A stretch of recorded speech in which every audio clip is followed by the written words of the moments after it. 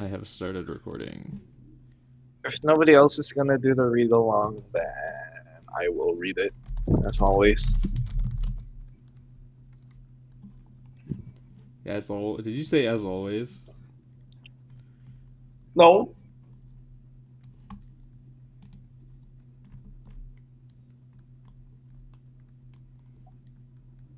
Well, if anyone is willing to, I would appreciate it. Where is her voice? I don't know how to get it without paying money or using a free trial of Microsoft Azure. Well, no, I know how to make like make MP3 files with it. I don't know how to use it as a TTS without paying. Fuck.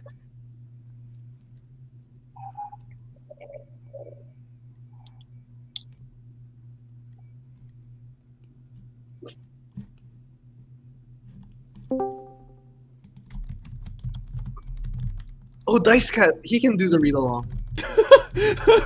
Are you like, save me, Dice God Cat? That was just impressment. Dice Cat just showed up and was like drafted. It's like, help me, I volunteered for something that I don't want to do. It's like that one meme image that Dice Cat shared of who wants to join the read along, and everyone puts up their hand, and then who wants to narrate, and then no one puts everyone's hand goes down. It's actually that. I don't know, like, I will narrate my own, and I'll narrate some other fics. I definitely don't want to narrate things I haven't, like, read first, though. Yeah. I'm willing to read Heroic Mayhem. I can do that. Okay, well, we need someone to read that, and we need someone to read... Hellish Yay. Heaven. Yeah. What is the summary on that story? Hellish Heaven? Let me finish my cereal.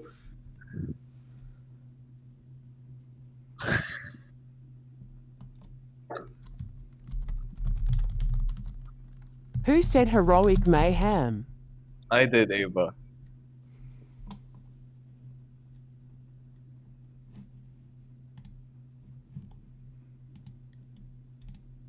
Oh, thanks.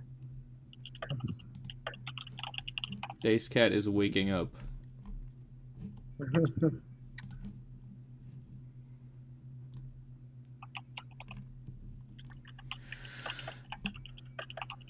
Let's do TTS Readal.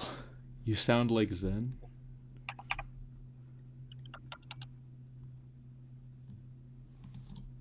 I was joking. She also uses TTS.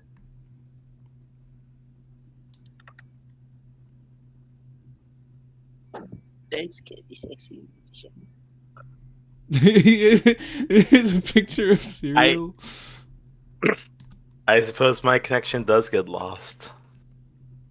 For me, I hear you guys cut out for me, that's why I'm not wanting to read, because I don't know if it cuts out for y'all. Really? It doesn't cut. You don't cut out that much. Not compared to some other people who have done readings, that's for sure. It does it all. There are readers, Dice Cat. Come on. Dice Cat, there are... You wanted wanna to join join? play You Minecraft. wanted to join and play Minecraft. Yeah, it's play there are Minecraft. 5 Sorry. stories. There are 5 stories to be read, and 3 of them people are reading their own story, and there's 2 to be read by someone else. And Jiro, was it Jiro? Offered Yeah. to read Heroic Mayhem. So we just needed someone to read this new story by I Am Alive 12. Correction, it's I killed 12 on AO3. You killed the character in my fanfic named 12? Oh no, it's only just like 1,590 words, Dice Cat. Did you just make a fanfic to kill someone else's OC? That's funny as hell. Have you read the Neuro games? I have. They're fantastic. I've been meaning to comment on them. Oh, I should read that. oh, thank you. No, I was only saying that because they That you said sounds funny. the name was I Killed 12, and so I The new games. so I was like, what? Literally, So I'm not gonna structurings. pronounce. I'm not gonna try and pronounce that.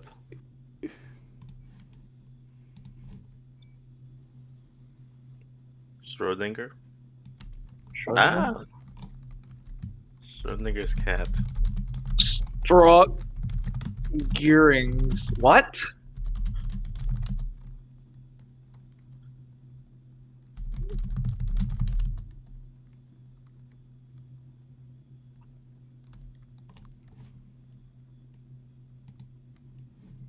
All right.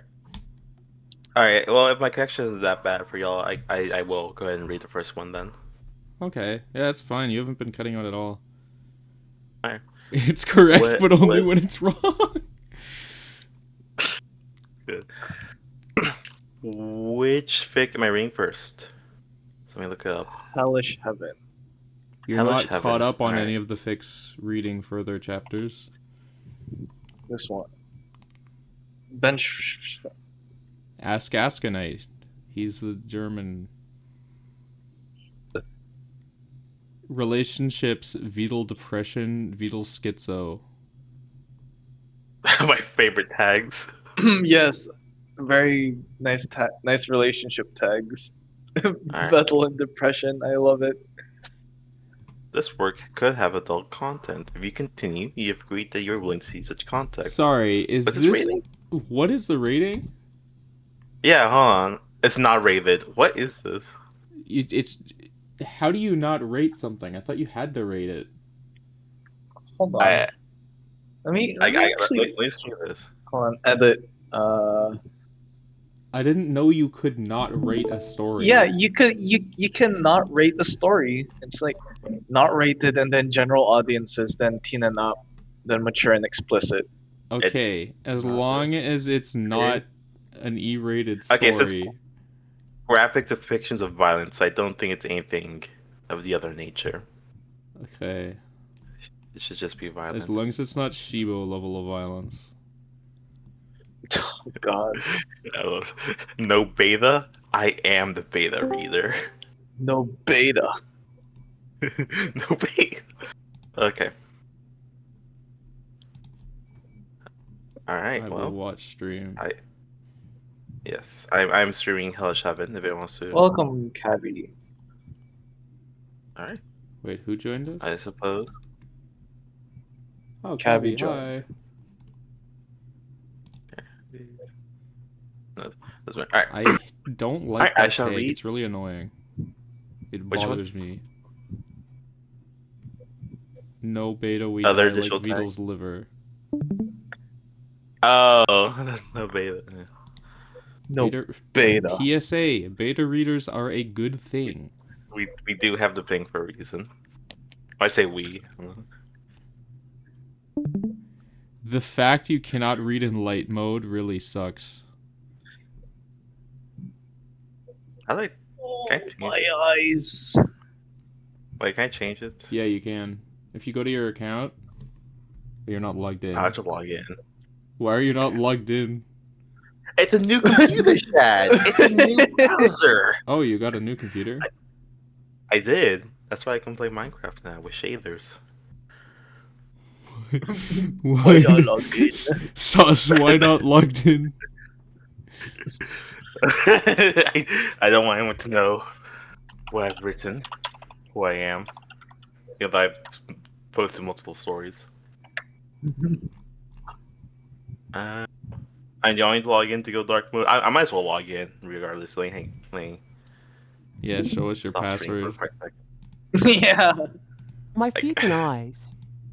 I apologize, but not really. 50% of people have light mode on for AO3 because it's a default. It should not be the I default. was about to say, yeah, it's the default preferences.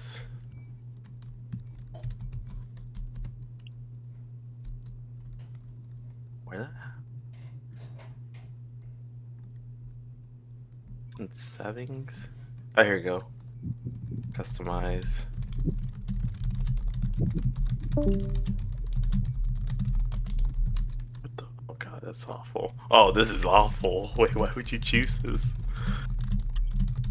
There we go, reverse C. Alright, I got it. What? No, I do not. It locked me out.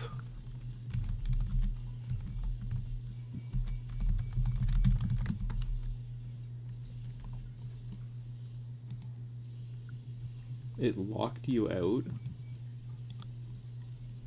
Wait, whenever I look for Hellish Heaven, it like logs me out.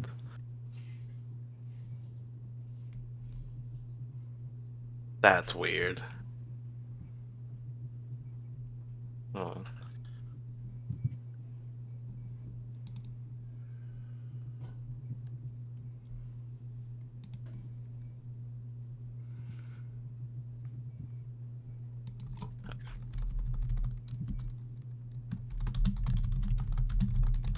Okay, I got it. Sorry about that. Okay.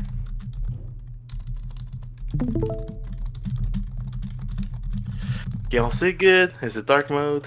Am I not scarring your eyes?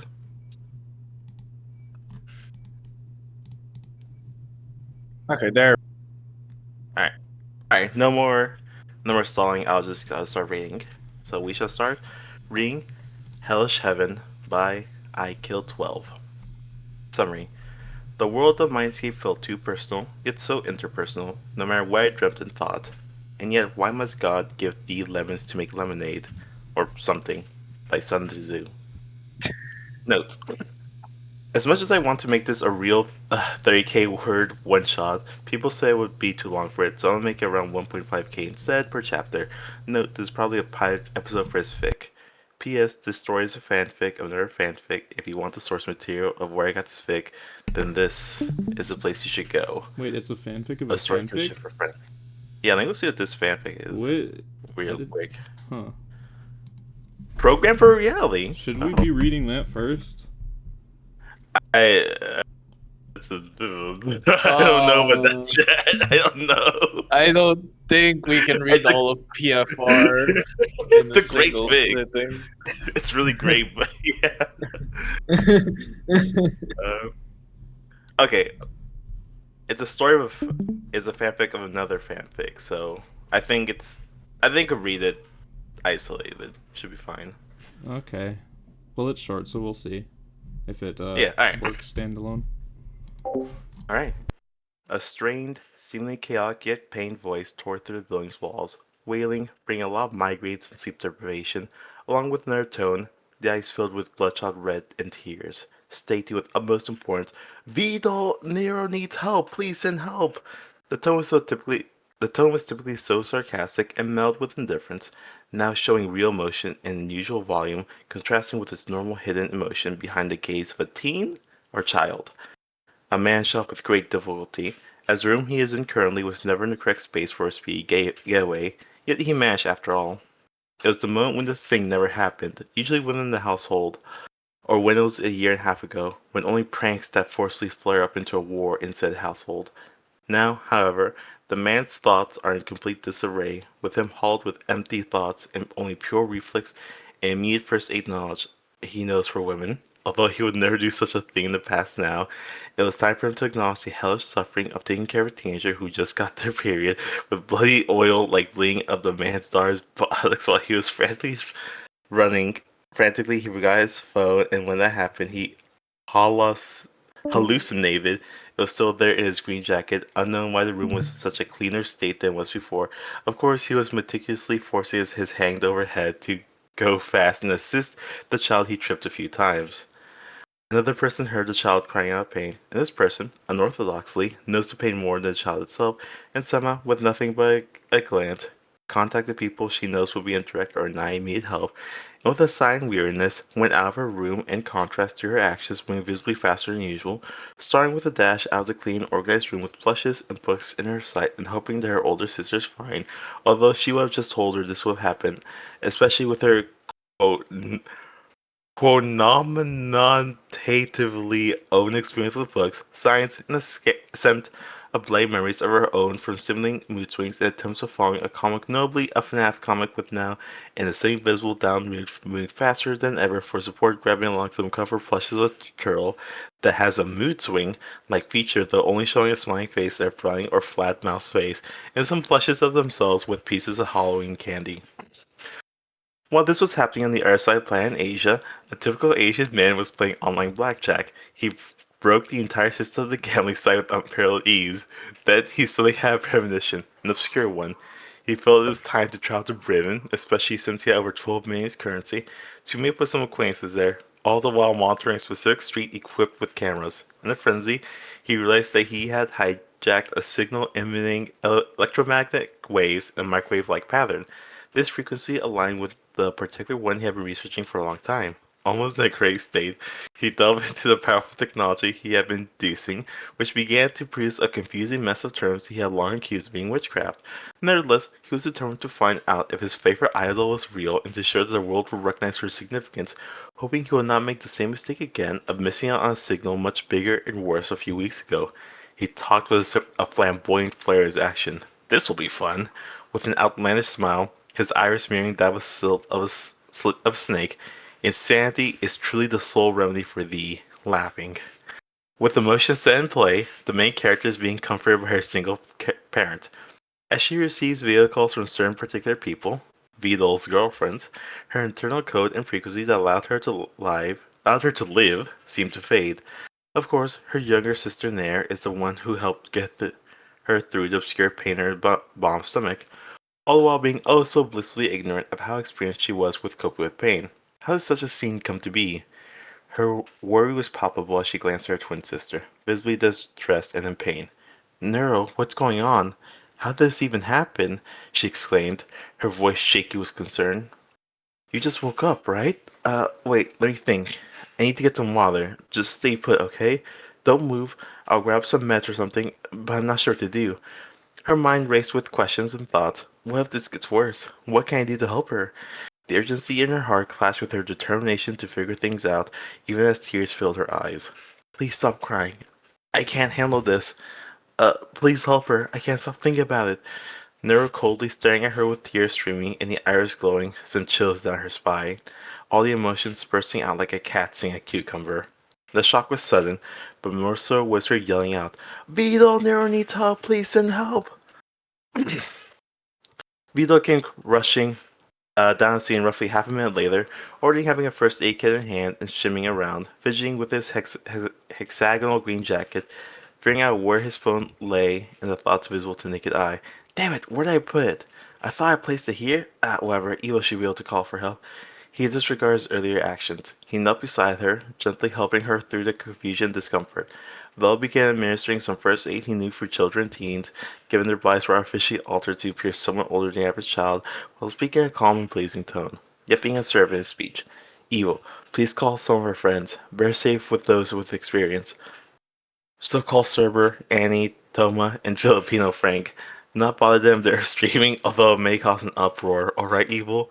All the while moving about, assuring Nero with her bleeding pain, he groaned with a sigh, stripping away his normally cold, monotonous, monotone voice while treating her condition. Evil asked questions as she thought it would comfort her, but a bit too much. In fact, she started adding in the most random facts, with her eyes glowing ruby red, then dimming to bloodshot red with each question, fun fact she said and asked while searching if any of the streamers or friends were live. Still, unfortunately, all of them are either offline, sleep or working, or streaming, but that didn't stop her from asking away, "What type of pain is it? Is it the type of pain where it's gradual?" Just then, the door creaked open, and Nair stepped in, a determined look on her face as she carried supplies. Vela recognized the guilt in her eyes, but there was no time to dwell on it. His priority was Nair's well-being. "Nair, thanks for coming. Can you help keep her calm?" Evil's trying to check who's available for backup. "We need all hands on deck." Evil nodded vigorously, her effort unwavering. "I'll check Discord too," she chirped, her eyes sparkled with a mix of anxiety and determination. As they worked together, the atmosphere shifted from a panic to a collective focus, each of them knowing they need to be strong for Nero's sake. Slowly but surely, Evil started talking again, asking questions once more and babbling about anything, and this time each question made the sisters' eyes glow brighter and dimmer with the hues matching their eyes. Viagra, the one who observes, of course, notices what the question is for now, about to ask a question when a phone buzzed with a classic Discord motif. It seems that Annie, who wasn't streaming, clocked in for them. Unfortunately, she could not be there in person. She planned to breathe in, but she helped anyway. She talked with concern in her voice as they never called like this before. Evil probably spammed her and told her something. Vedal's readable face said, unknown to them, and I was watching their street, manipulating the cameras to constantly checking the electricity movement and the frequency of the electromagnetism, the strange scene only known to the man, the voice telling one of pure frenzy in its desperation, not wanting to miss the signal again. Where is it? Where's that signal I've been looking for? At this point, I might be late for my flight, but who cares? I need to find them sooner rather than later. Another burst of frequency at XX Street, Veal Street. This might take a while, especially as the bursts were growing weaker. He breathed in a smoker hand actions, and all despite not having a cigar. They'll be found before anyone else will. I'll make sure of it. He somehow glowed in his own eyes. Notes. Discord link. This is a place where you feel like my story. P.S. is also for schizos. Very true. Good fic. Really nice. I was fun to read, I'll be real. See, you do like reading. This was fun. This was fun to read because I had no idea what the next sentence is gonna be like. This is like is very Very crack fic. yeah. Very crack fic-esque. It's unconventional. I'll say that it's unconventional in a good way. It's really nice. All right. Although, yeah, I can't say anything. Just use paragraph breaks or something. Other than that, I Yeah. really liked it. Yeah, there's a few run sentences, so it's good. It's good. I would just say maybe. See.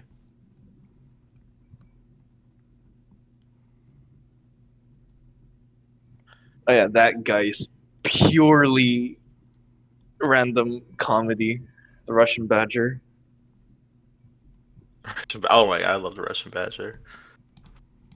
I can kind of see that. Yeah.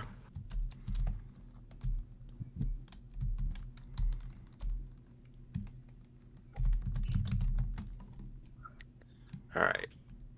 Is it? I like that. Alright. Go on mute.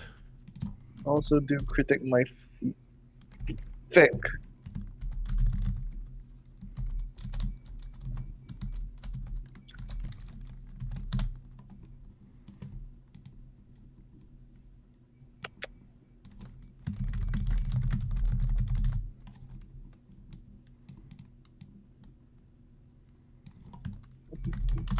Here's the updated list.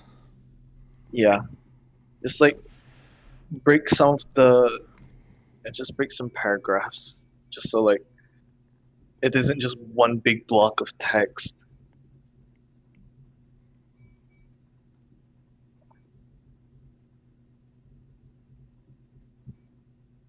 Yeah.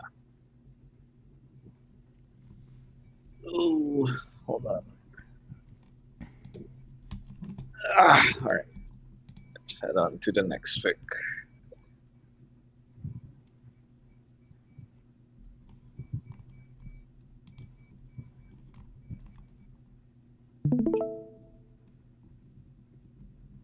Is it streaming? It is. Alright. What's that Her- ringing in your background? Oh, that's my fan. Oh, it sounds like a alarm.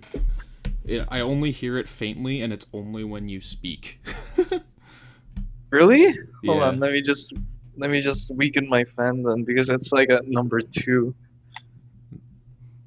It's okay. I could only barely hear it. Is that better? Well, nah, it's exactly the same. You can put it back to 2. Don't worry, it's barely audible. No one else said anything about it. I was just Okay, curious. Ugh. There we go. Okay, so Now I hear it. you can hear it as well. Hold on. Standard. There you go.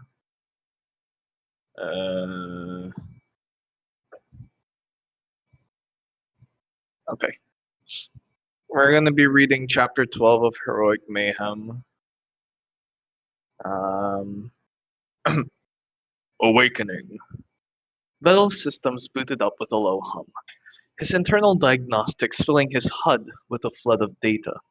He groaned, stretching stiff limbs as he sat up on the cot in the corner of his workshop. His new cybernetics moved fluidly, better than ever, but his body ached from the strain of overworking. A sharp hiss escaped his neck as he activated the caffeine injector embedded within. In seconds, his mind snapped into focus, and the exhaustion that had plagued him faded. He checked his arm, flexing the fingers. The nanomachines were fully integrated now, their presence buzzing faintly in his consciousness. A notification blinked in his vision. Nanomachines, 100% functional. Field testing recommended. Vedal smirked, clenching his fist. Perfect timing. Preparations. Downstairs, the twins were busy testing their upgraded weaponry. Nero stood near a reinforced wall, adjusting the plasma cannon mounted on her forearm. With a flick of her wrist, the cannon powered up, its core glowing faintly like a miniature sun. Think it'll work? Nero asked, glancing at her sister. Evil leaned against the metal table, idly twirling the hell piercer harpoon. If it doesn't, I'm blaming Vedal again. The twins turned, both raising an eyebrow. For everything, obviously. Evil replied with a smirk. Vedal rolled his eyes, gesturing for them to follow. We're heading to the Hero Association's training grounds. Time to put your upgrades to the test. Arrival at the training grounds. The Hero Association's training grounds were as impressive as ever. A vast open expanse dotted with reinforced structures, holographic targets, and specialized courses for various types of training. It was bustling with activity as heroes tested their abilities. Among the crowd, two A-class heroes stood off to the side, observing the newcomers. They were the same pair who had found Vedal and the twins after the battle. A tall, sword-wielding hero named Arden and his sharp-eyed companion Kala, a telekinetic specialist. Annie stood nearby, chatting casually with them. You've been watching them for a while, she said, her voice light but curious. Something catch your attention? Arden crossed his arms, his gaze fixed on the Neuroverse team. They're different now, stronger. It's hard to ignore. Kala nodded, her tone measured. That cyborg especially, he's running something unusual, something dangerous. Annie tilted her head, smiling faintly. Dangerous? Maybe, but trust me, Vedal's more stubborn than anything else. If he's made them stronger, it's because he believes they'll need it. Arden glanced at her. And you're with them? You trust him? Completely. Annie replied without hesitation. They're chaotic, but they're family. And besides, she smirked, it's fun watching everyone else underestimate them. Kala raised an eyebrow at that but said nothing, her attention returning to the group as Vedal led the twins to an open section of the grounds. Nero's test. Vedal activated the control panel, summoning a series of high-speed tungsten targets. He turned to Nero, gesturing towards the range. You're up. Nero stepped forward, her plasma cannon powering up with a low hum. She took aim, waiting for the targets to move into position. The first shot was blinding, a sphere of plasma erupting from her cannon like a miniature star. It streaked across the field, obliterating the first target and leaving a smoldering crater. She fired again, this time sweeping the cannon across multiple targets. The plasma seared through them, the heat so intense it warped the air around it. Nice, Vedal said, nodding approvingly. Evil's turn. Evil stepped forward next, her hell piercer harpoon gleaming in the light. Her targets were reinforced structures designed to withstand immense pressure. With a flick of her wrist, she launched the harpoon. The weapon tore through several layers of tungsten like it was paper, embedding itself deep into the final target. She yanked the cord, pulling the harpoon back with enough force to rip apart the remains of the targets. Overkill, Nero muttered, but there was a hint of admiration in her voice. Evil grinned. That's the point. Vedal's demonstration.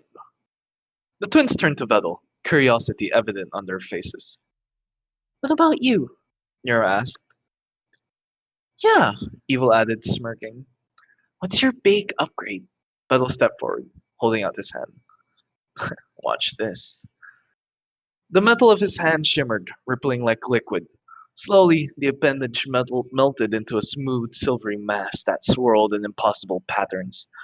The twins stared wide-eyed as Vedal shaped the liquid metal into a blade before returning it to its original form. That's new, Nero said, her tone a mix of fascination and discomfort. Creepy, but cool, Evil added, tilting her head. It's still experimental, Vedal admitted, but I'd say it's working. Fillion's run. Fillion leaped into the endurance course next, her clumsy foot style on full display. She moved unpredictably, her strikes landing with devastating force as she dismantled objects and holographic opponents. She's nuts, Nero muttered, watching as Fillion flipped over a barrier and disarmed a mock opponent midair. She's also going to wreck this place, Evil replied, smirking. Fillion finished her run with a flourish, landing gracefully as she turned to the group. Beat that! Observation. Annie leaned against a nearby wall, her gaze flicking between the team and the A-class heroes. Well, she asked. They're impressive, Kala admitted. Arden frowned slightly. Impressive isn't the word I'd use. Dangerous fits better. Annie chuckled. Maybe, but trust me, you haven't seen anything yet. Exhaustion. As the test concluded, Vedal's body began to falter. The strain of his upgrades and the lingering exhaustion from overworking caught up with him. He stumbled slightly, catching himself on a console. You're pushing too hard, Annie said, stepping forward. I'm fine, Vedal muttered, though his voice was weaker than usual. You're not fine, Nero said, her tone sharp. Sit down before you collapse, Evil added, crossing her arms. Vedal opened his mouth to argue, but his systems forced a shutdown. He slumped into a chair, unconscious. Called it, Evil muttered, shaking her head. Annie draped a blanket over him as the twins sighed in unison. He never stops, Fillion said softly. No, Annie replied, smiling faintly. But that's why they're still here. Even as Vedal slept, his mind was already planning the team's next steps. The Neuroverse team was stronger than ever, and their journey was just beginning. Okay, next chapter. Chapter 13. Awakening. Vedal stirred, groaning softly as consciousness returned. His systems had reset during his sleep, clearing his mind of fatigue for the first time in what felt like weeks. As his vision focused, he became acutely aware of a soft warmth beneath his head. Wait. He blinked and looked up to see Annie's face above him, her cheeks turning a deep shade of red. His head was resting in her lap, and her usual confident demeanor was nowhere to be found. You're awake, she said, her voice awkwardly light. Vettel sat up far too quickly, nearly toppling over in the process. Yeah, thanks for this. Annie brushed a strand of hair behind her ear, not meeting his gaze. You were out cold for a week, and someone had to keep an eye on you. You looked so exhausted, I figured, you'd sleep better if you weren't slumped over a desk. Vettel rubbed the back of his neck, his expression unreadable. Well, thanks. There was an awkward silence before the sound of Neuro shouting broke out. Vedal hasn't woken up yet, so the chaos continues! Post-recovery adjustments. Vedal joined the group in the workshop, where the twins were, as usual, up to no good. Neuro was perched precariously on top of a large cabinet, aiming a makeshift slingshot loaded with wrenches at her sister. Evil, unbothered, was fiddling with her harpoon launcher. Stand down, you little maniacs, Vedal said as he walked in. Both twins immediately paused, their faces lighting up as they ran toward him. You're alive! Neuro said dramatically, throwing her arms around his waist. We thought you were dead, or maybe a malfunctioning statue, Evil added, smirking as she crossed her arms. Vedal rolled his eyes. I was asleep. You should try it sometime. He walked over to his workstation and began typing on his console. Anyway, we're getting back to work. I've manually lowered both of your maximum power outputs for now. What? Evil snapped. Why? Because, Vedal said, glancing at her. I don't want either of you accidentally vaporizing a wannabe bank robber or leveling a blog during a street brawl. The upgrades are too powerful to let you run them at full capacity right now. Neuro pouted. But what's the point of all this cool stuff if we can't use it? Trust me, Vedal replied, his tone firm. You'll get plenty of chances to cut loose when it's necessary. For now, focus on control. Back on the job. With their power temporarily capped, the group set out to find work. They started with smaller, manageable assignments. Low-level criminal activity, disaster relief, and assisting civilians. Vedal wanted to ease the team back into the rhythm of hero work without unnecessary chaos. Their first job of the day was a simple robbery in progress at the jewelry store. Alright, Vedal said, scanning the situation as they arrived. Neuro, Evil, no weapons. Civilian, you're on crowd control. Henny, back us up in case anyone gets hurt. Boring. Evil muttered, though she obeyed. Boring is good. Vedal replied. Handling the robbery. Inside the jewelry store, the scene was chaotic but manageable. Two masked robbers were holding the staff at gunpoint, clearly amateurs. Neuro sauntered forward, her hands on her hips. Hey, drop the guns before I drop you. The robbers hesitated. However, before they could decide, Fillion suddenly appeared behind them, her movements a blur. She casually disarmed both men, leaving them staring at their empty hands in shock. Too slow, she said with a grin. Vedal nodded approvingly as Annie helped guide the terrified staff to safety. Within minutes, the situation was resolved and the robbers were cuffed and ready for the authorities. Reflections. As they left the scene, Neuro sighed dramatically. That was way too easy. I didn't even get to fire a single shot. That's the point, Vedal said. Not every mission needs to end in explosions. Where's the fun in that? Evil muttered.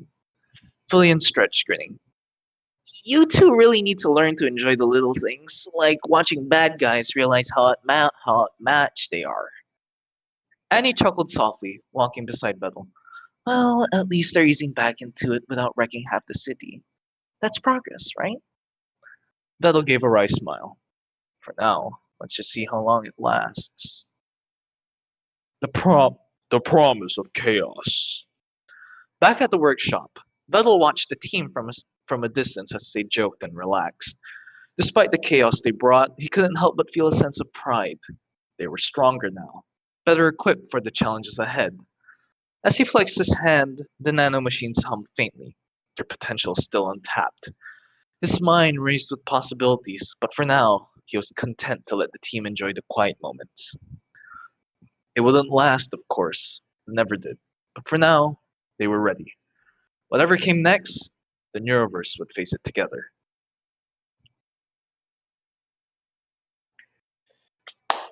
Good chapters. I really like this. Though short, they're Those are really fun.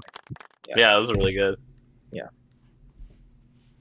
Okay, gang, we have exactly a minute and a half to hope this works before we get nuked from orbit. Yeah. Fine. Can't wait to read the next chapters in the future. I always wondered about that, Shad, and like this goes for both like the story and then like One Punch Man. Like, how are you just like a normal criminal when like there's superheroes like all around? Yeah, like it's Priority. priority. I guess it's like the idea of like, oh, there gets some like weak superhero, or there might not be a superhero if there's like a monster wrecking the city. Or it's probably like They have to wait until there's some catastrophe and then go. I feel like they still have like regular like authorities. They still have a regular Police, yeah. police force to handle Right. the lower criminals. Monsters everywhere else. That's true. Yeah. Yeah, that's true. Like in every city, there's like one monster constantly wrecking it. So That's true. Yeah. Oh my god, all the cities get destroyed on like a weekly basis. yeah, it's, that's basically the daily lives of a regular person in a city filled with superheroes. Yeah.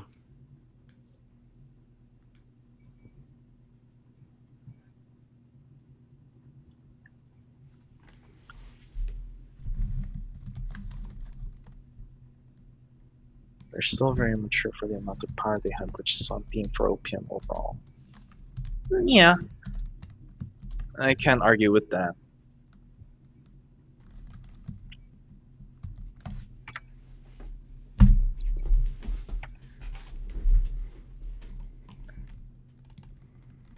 And obviously, the police force will always complain. The superheroes are stealing our jobs. What's our point? You know. The AI are stealing our They always jobs. find a reason. Then the to complain at superheroes the end of the complain. day. Then the superheroes complain that the AI are stealing their jobs.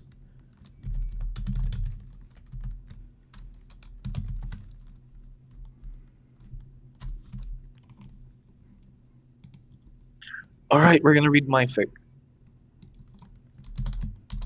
Okay, let me just switch tabs. There we go.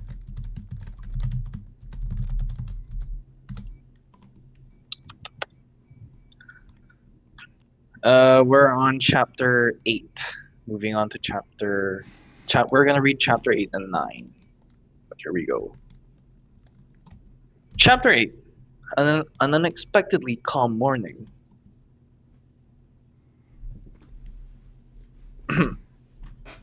Chip, chip, chip, chip.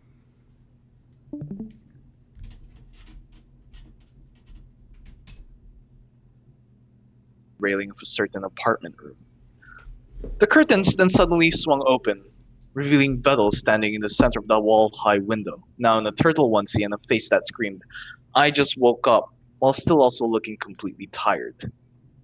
He then silently and begrudgingly walked away from the window in order to do his morning routine for today, which consisted of making some banana-flavored coffee, preparing his uniform and turtle hoodie, taking a bath, forgetting about the banana-flavored coffee, getting into his uniform and turtle hoodie, and leaving his apartment in order to go to school early to pass the paperwork he had finished writing yesterday.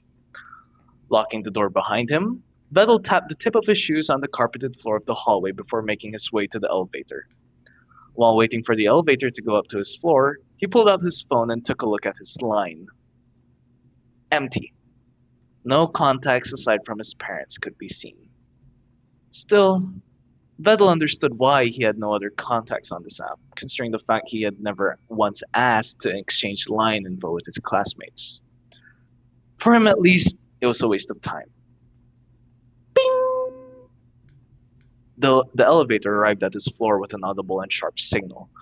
Vedal powered off his phone and slid it into his pocket, before walking into the elevator, descending down toward the ground floor. After his usual commute via train, Vedal arrived at his school early in the morning as planned.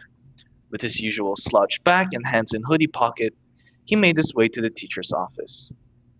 After switching out his leather shoes with the shoes provided by the school, he continued to his destination. While walking through the eerily empty hallways, Vedal could only dwell in his own thoughts. Other than me, who could be at school now? He fell into silence. before scoffing. Well, other than the sports club and the people assigned to cleaning in the morning, there's nobody else. He began rubbing the back of his head, now feeling a little bit sorry for himself. His eyes began to wander. Soon, he finds himself looking into the classrooms through the windows in their doors as he passes by them. If my memory serves me right, some of the rooms on the first floor are used by the first years. Vedal then looks down at his feet. Maybe Neuro and Evil's classrooms is also here. He then began to shake his head. What am I thinking? What am I thinking about those two? He fixed his hair and redirected his gaze forward. But, whatever.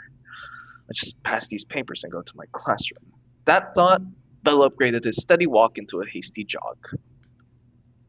Vedal bowed in front of the open sliding door, and as soon as he raised his head, the teacher who accepted his papers gives him a warm smile and slid the door shut. Now walking away from the door, he lets out a sigh. Oof, that took longer than expected, he thought, scratching the side of his head before sliding his hand into his hoodie pocket. Whatever, what's done is done. I should just go to my classroom now and wait. And with that, he moseyed on over and up the staircase, slowly making his way through the hallway. His footsteps echo through the empty hallway as he looks up at the signs above the doors. Class 2A, Class 2A. Vedal repeated in his head, trying his best to not accidentally walk by it. After a couple of steps, he stopped in front of the door with a small exhale. Made it. Calmly, he slid open the door, and as usual, he was met with that familiar sight he has grown accustomed to whenever he was early during his first year here. A girl with fox ears and white hair sitting at the back row closest to the window as the rising sun shone a golden light upon her, immersed in her own world as she scribbled on her drawing pad. Vedal remained quiet as he walked into the room, sliding the door shut behind him and towards the empty table and chair next to her. Right, I completely forgot about her. As he slid the chair back in order to take a seat, he set his bag down onto the floor and sat on the chair before pulling himself slightly closer to the desk. Zipping open his bag, he takes out the laptop and places it on his desk. I might as well start coding something while it's still early, he thought, opening it and pressing the power button. After a short wait, the screen comes to life. As he booted up Python, a high-level general-purpose programming language, his hand hovered over the keyboard. And yet, nothing came to mind on what to code. He squinted his eyes at this wall he slammed into head first. What the? He muttered under his breath. Why can't I think of something? I just finished a project yesterday and now I can't think of anything. He lowered his hands onto the desk before placing one hand on the trackpad and using the other as a support for the side of his head. He began spinning the cursor in circles on the empty screen, treating it like a literal cog in an attempt to at least procure a single idea to bring life through his coding prowess. Yet, it was futile. Bing! A notification sound rang through the empty classroom.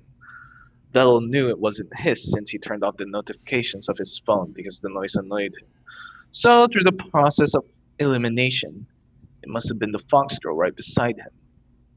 To check whether or not he was right, he sneakily peeked to his left without moving his head.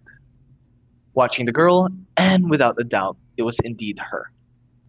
She held the phone in her hand, and the face she wore was one of confusion. Camilla's coming to class early? She muttered to herself, sliding her thumb upward on the screen, before tapping her screen multiple times as if she was replying to what she just read on her phone.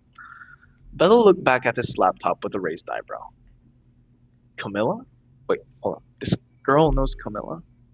His mind begins to race as he... Oh, right, I forgot. I was completely disconnected from my classmates all throughout my first year up until now. Never mind. But still, I'm pretty sure Camilla knows someone in my class. What else can she surprise me with? Vedal let out a sigh before realizing the thing that he has been looking for all this time. Wait, she's an artist. Slowly, he peeked at the girl's drawing pad, and what he saw amazes him. Compared to the thing drawn by Evil, This was actual art that had passion and love poured into it. From what Vedal could see, it was a half-finished drawing of someone sitting on a beach, staring out at what seems to be the horizon. Right, right. Camilla said she would handle artists. I shouldn't intrude on her duties. Vedal begins to tap the floor lightly and rapidly with his foot. But damn, I really want to pitch my idea to her right now. He didn't have to wait long, however. Suddenly, without any warning, the door closest to the blackboard slid open with a loud bang, and someone dashed through the open door and towards the back row, leaving chaos in her wake. The girl then stopped right in front of the fox artist girl and fell limp on her desk, her breathing rapid and uneven as if she just ran a marathon all the way from her home towards the school. Camilla? Both Vedal and the fox girl shouted with overdramatic, shocked expressions on their faces. The fox girl stood up from her chair, rushing to Camilla's sides, holding her by the shoulders as she supported her weight, stopping her from falling onto the floor. Are you okay? Where did... Camilla then playfully slid her soft hand on the fox girl's face, letting herself fall forward into the girl. Don't worry about it, Annie, she affirmed, albeit with a strained voice. I'm just...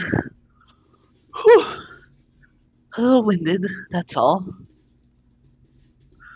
Her eyes then wandered upward to the boy in the turtle hoodie, who was now standing up with his hand on his desk, his once dull expression now replaced by genuine worry and care for her. Vedal? She called out his name. Camilla, who was now miraculously recovered from her fatigue, gently pushed herself off of the fox girl and up on her 2 feet, inspecting Vedal from his shoes up to his black hair. What are you doing here? Vedal raised an eyebrow at what she just said. He's feeling somewhat agitated since she was the one that barged into the classroom he studies in without any warning and is now acting like he's the outsider. Me? Here? I should be the one asking you that question. What are you doing here, Camilla? Well, duh. I'm here to talk with the artist I was talking about yesterday. Camilla barked back with a snarky tone, her expression now sharing the same agitation on Vedal's face. The boy in the turtle hoodie doesn't take this reply lightly as he gets closer to her face. Hold on. The fox girl pushed them away from each other and stood in between them. What are you guys even arguing about?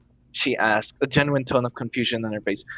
She started it. She's sounding like a complete and utter bitch and treating me like I'm some commoner. Vedal aggressively expressed his side. What the? Who are you calling the bitch? You're the one sounding like Mr. Sassy Pants over here. Camilla pointed at Vedal, her brows furrowed and her cheeks somewhat puffed up. The two began grinding their teeth at each other as the fox girl let out an exasperated sigh. Okay. Um, just chill out. You just chill out, you two. Her soft voice suddenly boomed out, creating a shockwave that expanded throughout the classroom. The two bickering students then froze up as they looked at the fox girl with a terrified expression, shocked at how such a quiet person's voice can get so loud. They then take a few steps back, and their demeanor suddenly takes a 180. Actually, I think you aren't a bitch, Camilla. Yeah, I'm sorry about calling you Mr. Sassy Pants.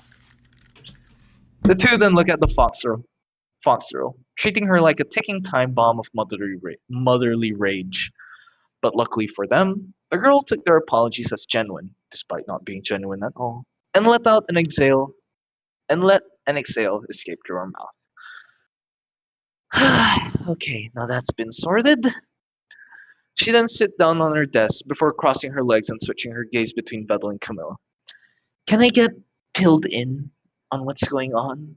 She asked, swinging her legs to a rhythm. Camilla looked at Vedal, seemingly signaling to him to explain the entire reason why she was there. Vedal gestured back by tilting his head to the foxer while darting his eyes toward her and back to Camilla. Dim's shoulders slumped as she rolled her eyes. She looks toward the fox girl, gesturing toward Vedal with her two hands. Okay, so if you haven't met him yet, Annie, his name is Vedal. She then looked towards Vedal, who looked completely unamused. And Vedal, this is Annie, a friend of mine since we were first years. She then lowers her hands down to her belly, one hand over the other as she says, Vedal will be explaining everything. Hold on. So, Vedal, is it? Annie said, Annie said with a genuine face of confusion, which Vedal doesn't take too kindly since his name was pronounced once again. But rather than showing his disdain, he chose to stay silent since he does need an artist. And badly. Mm-hmm. Yep, that's me. He said with a strained voice and a wry half smile. Annie nodded as her fluffy ears began to flop around out of joy. Okay, so Vedal. The boy in the turtle hoodie could feel an arrow pierce his heart. I know we've been classmates for about a year now, and I don't want to sound rude or anything, but like, when did you and Camilla get to know each other? Vedal breathed out through his nose and closed his eyes, rubbing his chin. Well, it's a pretty long story, so I'll just shorten it down a little. He answered, reopening his eyes, a serious gaze now directed at Annie, before sliding his hand into both of his pockets and looking into the distance. It all started yesterday, when I met Camilla. She was alone inside a dark and dingy storage room. Camilla immediately covered Vedal's mouth and let out an awkward and forced laugh. What Vedal is trying to say is that we need you to make a poster for a club he just formed yesterday. A poster, you say? Annie completely ignored how Vedal just had his entire monologue cut off. She looked down at her drawing pad before grabbing it and placing it on her lap. Well, she glanced at her artwork with a hesitant expression. Her face says it all. She wasn't going to agree to it. She had her own problems to deal with first, such as her unfinished artwork and the copious amounts of commissions she has yet to draw. As Annie began to look up at Camilla to decline her offer, she noticed that her friend had pursed lips, a burning red blush on her face, and her dark purple eyes shined with embarrassment as she continued to cover Vedal's mouth. She lets out a soft giggle at this sight. Just from that sight alone, Annie changed her mind. With a reassuring thought that her commissions and her passion project can wait, she speaks up. Just tell me the details. I'll get to it. Notes. Well, here I am. I guess I was able to write the chapter since I just realized I finished all my college activities. Whoopsies. Anyways, I know this was a pretty chill chapter for the first half, but don't worry. The chaos will begin once more by the next chapter when Neuro and Evil are around. Once again, that's enough of my rambling. See you guys next chapter. Jiro, out. Join us on the Neuroverse Fanfic Community Discord server. Chapter 9. Vedal, Camilla, and the newly introduced Annie talk about the future plans in regards to the club. See the end of the chapter for notes. No, there's no 14th chapter. Camilla, after hearing her confirmation, froze up wide-eyed. Both Vedal and Annie stared at her with worried expressions.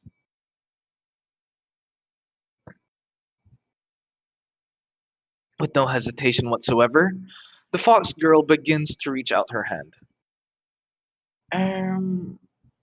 Camilla? Without any prior warning, the imp began to vibrate violently for absolutely no reason, which catches Annie off guard. She immediately retracted her outstretched hand out of fear. Camilla? Are you okay? She exclaimed. Bello took a few steps back from what seems to be a ticking time bomb imp hybrid. I think she isn't okay, Anne. Heck yes! Camilla jumped onto Annie's table, throwing a bunch of confetti into the air. The confetti began fluttering down from the sky, and her two smaller ponytails began to flap as she looked down.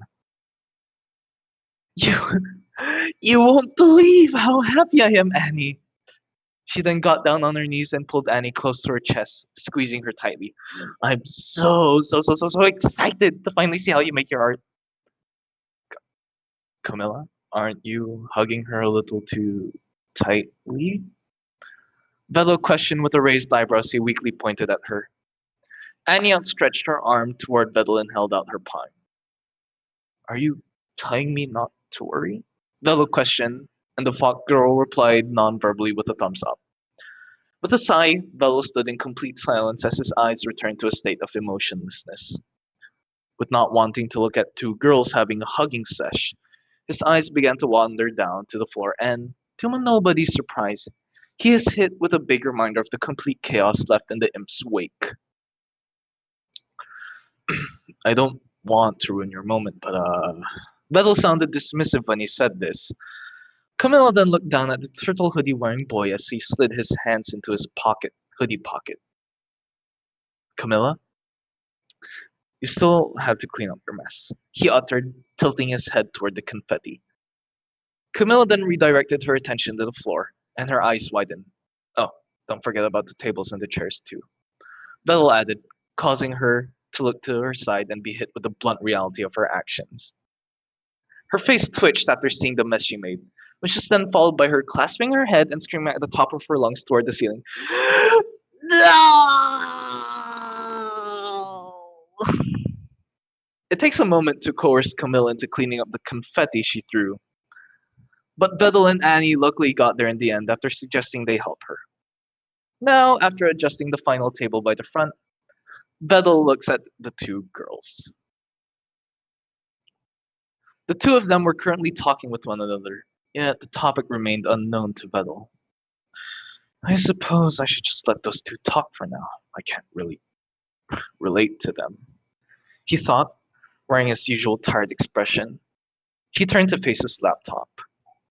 I'm a programmer, after all. There's really nothing you can talk about when the only hobby you know is related to programming.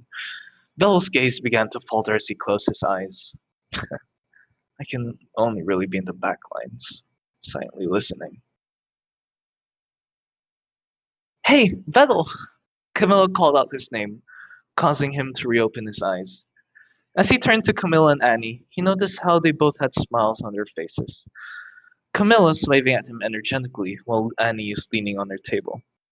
What are you doing over there? Come here, we have so much to talk about, and you're standing there looking like a weirdo. The imp urged Vedal with a demanding and playful tone. Who am I kidding? As long as that girl's around, I'll be pestered constantly. A faint smile slowly formed on his face as he slid his hands into his hoodie. Fine, just make sure you don't call me a weirdo anymore. And also, don't shout so loudly. He responded with a deadpan voice as he approached the two. You're basically telling me to do the impossible, Vedal. Camilla then playfully punched him in the shoulder as he stood in front of them between the two girls, forming a weird-looking triangle formation. Vedal then cleared his throat. So, what are you guys talking about? He asked, curious as to what they discussed. Well, Annie told me she could do the poster. That's supposed to be poster art by lunchtime. That's when she's usually not busy with other stuff, she said. Camilla tells Vedal while looking at the ceiling, placing a finger on her chin. But I tried to negotiate something. This was bad news for Vedal, since in the little time they spent together, he immediately knew that Camilla was someone to not be trusted when it comes to negotiating and making deals. Well, what was the deal? Vedal gulped down some saliva, preparing for the worst. I'll be joining the club in return. Huh? Vedal turned to Annie, who answered the question for Camilla. Are you sure, Annie? He began to stumble over his own words. You do know this this club is dedicated to programming, and you're an artist. A bright yellow question mark began to float over Annie as she stared at him blankly. Vedal still tries his best to explain. What I'm trying to say is you shouldn't leave your art club for something that is completely unrelated to your hobby. Both Annie and Camille looked at the boy in the turtle hoodie with confused expressions. Annie isn't in a club, you see. Camilla leaned to the side to make sure she's in Vedal's peripheral view. Vedal turns to them. Wait, seriously? Yeah, seriously. She blankly stated, shifting her weight to her left leg. You'd literally just said it yesterday with your little theory. Vedal then turned back to Annie. Well, I'm glad to have you on board once you finished the poster. I forgot to edit this. What was with the sudden shift in demeanor? Both the girls thought in their head. Without putting in the effort, Vedal has successfully gotten his fourth member. However, that made the paperwork that Vedal passed to the teacher earlier redundant, which means he has to submit another paper by tomorrow. The classes passed by in a flash, and the ringing of a bell signified that lunch period had arrived, the promised time of creation for the poster. Vedal slouched in his chair and stared at the ceiling. He lets out a tired sigh before muttering to himself. I've been here for over a year now, but I still struggle with understanding the more complex Japanese sentences. He begins rubbing his face slowly. そうなんですか。私の言うことわかりますか? Annie spoke fluently, considering the fact she had been living in Japan longer than Vedal. Yes, I did, Annie. I understood you perfectly. Vedal replied while straightening his back and turning his head over to the fox girl, who was now covering her mouth and giggling. What are you guys talking about over here? Camilla asked, walking towards the two of them, holding something packed in a light purple cloth with what seems to be a repeating pattern of small, chubby, dark purple imps, all posing in different ways. Both the boy in the turtle hoodie and the fox girl turned to the imp. Nothing special, just Hanny trying to tease me. Vedal answered with a straight face. He then noticed the thing Camilla was holding. Excuse me. What's that wrapped in cloth? He asked. Camilla looked down at the thing she was holding. Oh, this is my bento. I made it. She then held it proudly in her hands and showed it off to the two of them. You want some, Vedal? Well, too bad. She pulled the bento away. 'Cause you won't get any. Bleh. Vedal squinted his eyes. Sure. I wasn't going to ask in the first place anyway. He said with a deadpan attitude, followed by him gesturing to Camilla in a way that seems he is shooing her away, which caused her to pout and scoff away from him in irritation. She then redirected her attention to Annie, questioning her in her usual cutesy voice. How about you, Annie? Did you make that super yummy bento you always make? Annie closed her eyes and shook her head side by side. Side to side. No, sadly. I kind of wanted to see what they're serving in the cafeteria today. She answered, which was met with a disappointed groan from Camilla. The fox girl then stood up from her chair and took out her drawing pad from her very simplistic yet luxurious dark leather briefcase. Well, moving on from that, I still have to hold up your end of the bargain.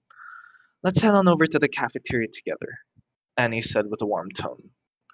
Vedal nodded and got up from his chair. Camilla does so as well. Without wasting a second, they began making their way to the cafeteria, exiting through the door closest to the back row. As the three club members walked down the hallway toward their destination, with Camilla and Annie in the front walking side by side and Velo trailing behind them, the boy in the turtle hoodie felt as if all eyes were on him. This was a sudden change of attention he got. Compared to how things used to be, this was extremely jarring for the usually isolated Vedal. This causes him to lower his head and look at the floor.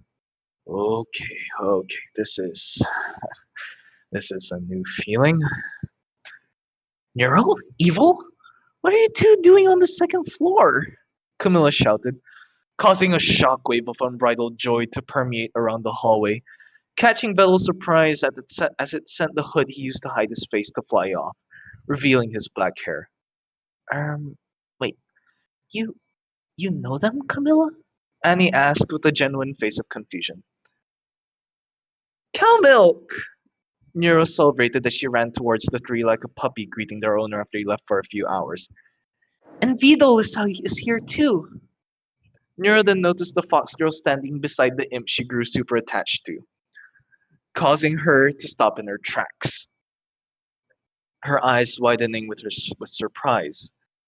With her mouth agape, she could only look at this unknown girl. Evil then stepped in. Ugh, this again? She remarked, blatantly annoyed expression on her face. Who is it now that caught your attention oh so suddenly?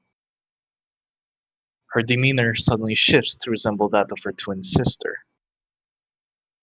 Uh, guys? Camilla began to grow worried as her gaze shifts between Annie and the frozen twins. Annie, did you do anything? Annie looked at Camilla with a worried expression on her face. I don't look at me like I did something to them on purpose. I don't I don't even know these two aside from them being considered the cutest first years. Oh my. Vedal, can you do something about this? Camille looked over her shoulder in hopes of having the club president step up and find a solution. Vedal squinted his eyes. I'm a programmer, not a psychiatrist. He remarked with a snarky tone, stepping forward to fill in the gap left between Annie and Camilla. Neuro was the first to break out of the trance as she shook her head. I'm. Oh, jeez. Sorry about that. I'm sorry for staring so rudely. She spoke with her. She spoke, her voice distant as she broke the sudden silence, forcing laughter and rubbing the back of her head. I just. You just. Reminded me of someone. Neuro looked at the floor after muttering those words. Evil then followed suit with breaking out of her sudden trance. Rather than apologizing, she only takes a few steps back and looks to the side while rubbing her elbow. The trio could only look on with looks of confusion, worry, and curiosity. With the throat clear, Bello broke the awkward silence that befell them. Since you two are now unfrozen, let's talk this over in the cafeteria instead, okay? He said, walking ahead of the group. Yeah, but maybe we could eat beforehand? I'm pretty hungry already. Camilla agreed. Annie nodded, her fluffy fox ears going limp. Yeah, what Camilla said. She answered with a distant tone. Nero gave a warm smile, and Evil nodded silently in response. Bello could only squint his eyes at the varying responses of his club members. From his perspective, it seemed his club was already facing its first obstacle, aside from the paperwork he was going to deal with later. The five club members then go down the staircase in their usual pairs, a reserved Annie and awkward Camilla, an anxious Nero and distant Evil, leaving Bedell in the front with a hand on his chin and a serious expression. What the hell do I do? Notes. It's been a while, huh? Sorry for the extremely long wait, guys. I hope I didn't lose any readers during the wait. I was finally able to cook up another chapter after a few bouts with depression and just college life in general. I hope this was worth the wait, guys. I'll be doing my best to serve up any chapter by next week. Anyways, I also have something to celebrate. Yippee! 950 hits. It's around 949 by the time I wrote this. Whoops. I'm honestly proud of this achievement, and I wish to continue doing my best for you guys. That's about it from me. Time to go back into my coop. Join us on the Neuroverse Soundtrack Company every summer. Okay, that's it. It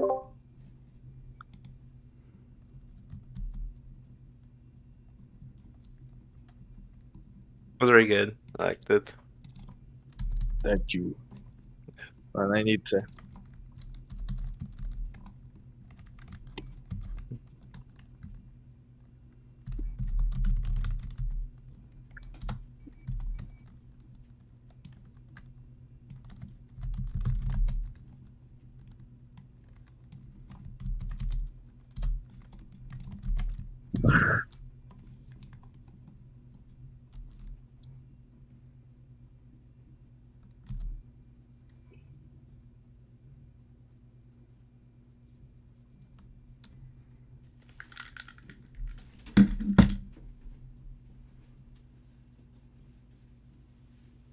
I'm glad you enjoyed it, guys.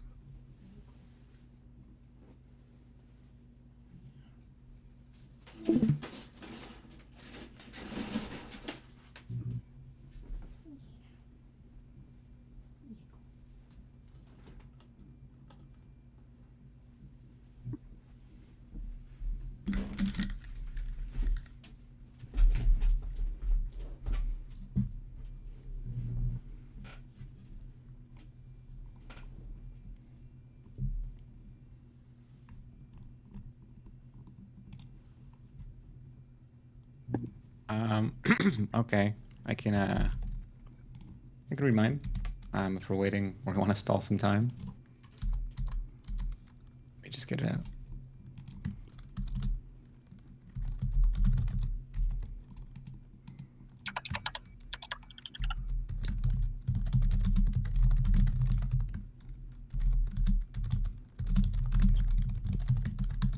I guess I should ask. Diet No, the Cat's short thing. short thingy. Is that really the title? No, it's really short. It's as how many people were here last time we read Spiderwebs? Because it's about 1K words for chapter 1, so I don't mind rereading it if there were a lot of people who didn't hear it. But otherwise, I can just do chapter 2. Go ahead. I wasn't here, but I did read it on my own Oh. because I saw it posted. All right, I guess I'll do the reread then. Oh, I should share screen. AO3 bot is dead. Oh no. No, I did it in brackets. Oh. Yeah, Okay, fine. there you go. Spiderwebs. Yeah, it's somewhat implied. Abuse and or somewhat mature themes. So Heavy fair warning. topics. Oh, heavy topics. Okay. All right. Get a drink of water first. I'm gonna go meet them. All right. Neuro watched her father's pickup truck back out of the driveway. Saw once, twice, then finally sputter away. She caught a glimpse of her sister, practically feral in the back seat, still screaming. A beat passed, and they were out of earshot. Now Neuro was alone in her empty house. Her mind picked at the word like an old scab. Empty. She mentally turned it over and over, this time like a Rubik's Cube, a puzzle she'd all the pieces to solve, but couldn't quite figure out how. She sat on a faux black leather couch, idly playing with the flaking fabric. The dusty grandfather clock ticked unerringly. The ceiling light flickered, like I wasn't quite sure if it was supposed to be on. And finally, there was the TV.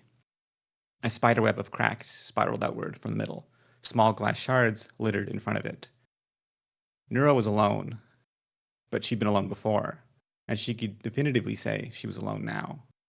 But her house wasn't empty. Yet, she couldn't shake the feeling that wasn't quite true. Frowning, Neuro tried and failed to sort out how she was feeling. She blinked, she breathed, and every so often, she'd glance at the old clock and find time had passed, somehow. That empty feeling remained, however, even when a familiar pickup truck pulled into the driveway. Her father stormed in like dark clouds. He glared at her, then the TV. He flinched away from his raised hand, but lightning shook its head and decided to strike elsewhere tonight. Only after thundering footsteps descended into the basement did she relax, slightly. A gentle pitter-patter of footsteps followed. Her sister walked like the broken TV had somehow left glass all over the entire floor, her face a portrait left out in the rain. She looked less angry now, less animated too, lesser in general, less her, lesser. Another word that stopped making sense the more she repeated it. Another word to pull apart, reassemble, and still find it didn't quite fit. Or maybe it fit too much. The spiders had gotten to the mirror this time. It was difficult to pile the broken shards in a corner. The bathroom was so small, her elbows touched the sides unless she tucked her arms in. It was also hard to wash the blood from her hair. She had to keep shifting slightly to get the right angle. Only after a few minutes did she realize her hands were bloody, too. Neuro was a bit too used to dull, throbbing pain. At least the red was pretty, almost mesmerizing, as it swirled down the drain. But shark, spiky. Pain was a new friend, and soap was there to introduce them. White suds changed red to pink, and like a new coat of pain, it brought a fresh kind of pain. Suddenly, the blare of a bus horn signaled doomsday. Neuro swallowed. Father would be passing out more judgment if she missed it. She looked at herself in the broken mirror one more time. Her left middle tooth was missing, like a family photo with the mom cut out. Neuro smiled and tried to look happy. She failed. She took a deep breath in, then out. Down the stairs, carefully, step, then a dead sprint out the door. The yellow vehicle of misery greeted her, its occupants suddenly quieting as she stumbled on. Then there was laughter. Pointing, jeering. Their words didn't leave bruises.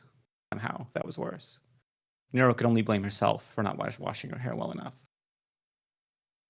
Neuro was alone in her house. Again, her house. That didn't feel right. She'd gotten better over time at contextualizing things. Words weren't a puzzle, they were a tool, and tools were meant to be used. The key was finding the right tool for the job. If the house was hers, then that meant she belonged there. But Neuro didn't belong anywhere. The house, there, that felt better. It was a house she lived in, but it wasn't hers, it wasn't home.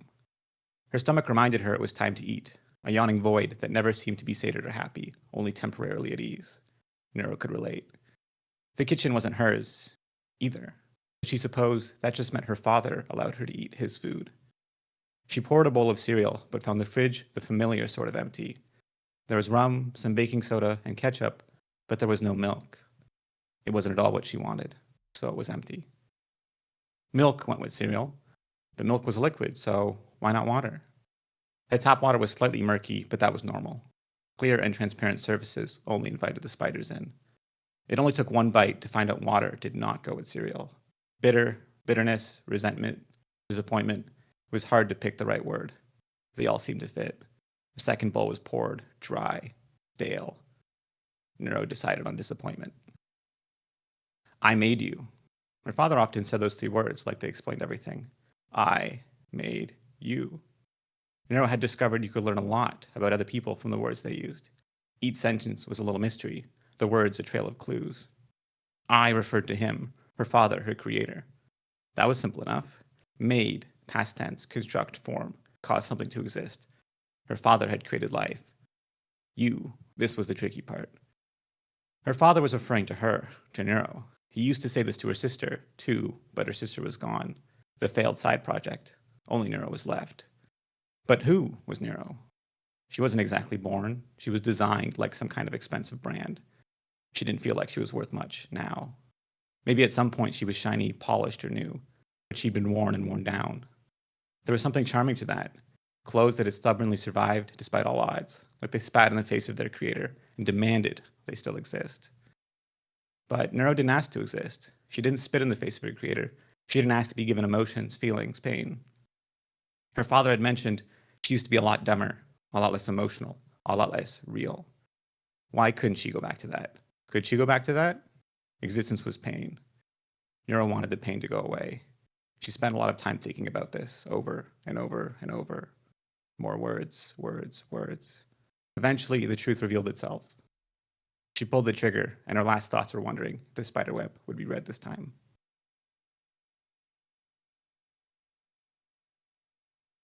Chapter 2. The cemetery was a maze of tombstones with cracked cobblestone paths branching off seemingly at random, leading to uneven rows of graves. Dead ends led to dirt-desired paths that trailed away.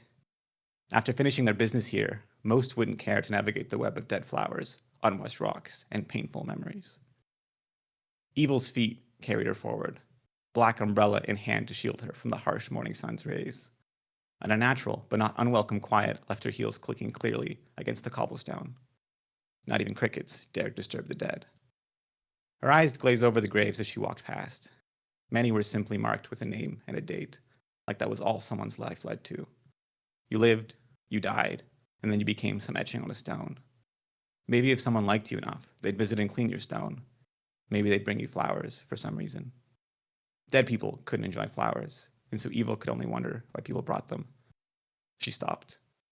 Her grip tightened on the bouquet of white carnations. Her eyes looked upward to check for rain. Still sunny. She took a deep breath in. She kept walking. Some graves weren't even marked, or maybe they were at some point, but they'd faded like memories. Without remembrance, being etched in stone no longer meant forever. And if graves were where the dead came to rest, then this place was the burial ground for graves.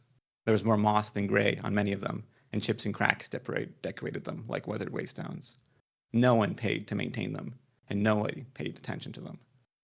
Except Evil, at least today. She stopped again and tried to take a deep breath, but choked. Melancholy overwhelmed her. Strength left her legs, and she sat quickly on a fallen tombstone. She drew her knees to her chest and hugged herself, shaking. Her umbrella had now fallen, the sun in her eyes. She put her eyes in her arms and wept. She couldn't do this. She'd spent the past week absolutely miserable just thinking about it. Thinking about coming here, reliving memories she'd spent her whole life trying to forget. She's dead, by the way. Who? Her father grinned, his mouth open, teeth baring. Who else? Your pathetic sister. Looks like you weren't my worst failure after all. But she couldn't forget. If time heals all wounds, then the past cuts deepest. Tears bled like mental scars opened again. She sniffled, then got up, her legs now numb. Grabbing her umbrella, she reminded herself that crying is not weakness. After getting emancipated, it had taken years to unlearn her father's teachings. Years of perspective, therapy, and found family. And even still, his presence lingered. Evil looked up at the sky, no sign of rain. She started walking again. Eventually, she arrived at the back of the cemetery. Being furthest from the entrance, even the desire paths had given up and were more suggestions than anything. Where the reeds grew least became the way forward. Her heels now muted, only the rusting leaves of the large oak tree filled the silence. Under the cold embrace of its shade, she found the second smallest tombstone in the cemetery. She closed her umbrella. Hidden at the base of the tree was a small cache of garden supplies, and Evil spent a few minutes cleaning the dead leaves, dirt, and wiping down the headstone. Most would consider defiling the dead a grave sin, but Evil felt no remorse after she'd etched her sister's name on the originally unmarked tombstone. And now, her sister's name was clear to see for all. For her. Evil took out the purple candle, nearly burned down to the bottom of the wick, and placed it on top before lighting it. She added the bouquet of carnations to the base and stepped back.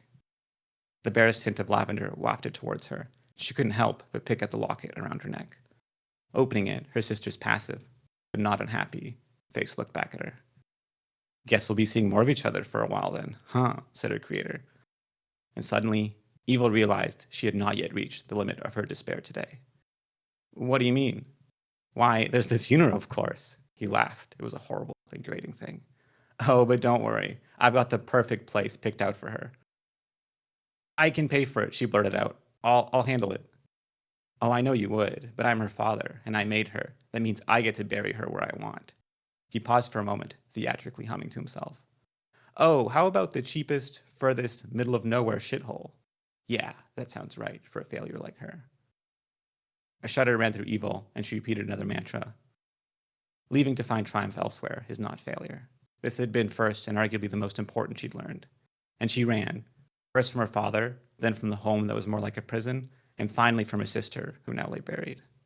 There was no triumph here, and neither was there in any returning to ensure he never hurt anyone, ever again. I'm sorry I couldn't save you, Neuro. And as Evil's gaze lingered on the smallest unmarked and unkempt grave next to her sister's, a spider spun a web in the corner. What the fuck? That was beautiful. Good fic, but what the fuck? What is wrong with you? Amazing prose. No, as I was thinking, it was like very beautiful here. Yeah, it was very excellent writing. Absolutely. That's funny. Can we kill the turtle? When I read the first chapter before you added a second one, I was like, wait. I just came back from the bathroom. What the actual fuck? When I first read it, I was like, wait, so what is in this universe? What are they? And then I realized, oh, you're using the like AI and object terminology just as like in this universe as a degradation thing in terms of the way their father views them. At least I'm pretty sure.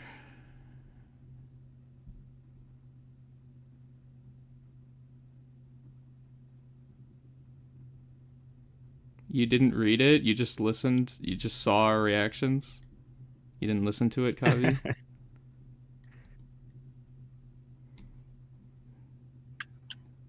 Yeah, I take inspiration from Vodka Delta when it comes to the prose for the fic. You should check out her stuff if you really like this kind of style.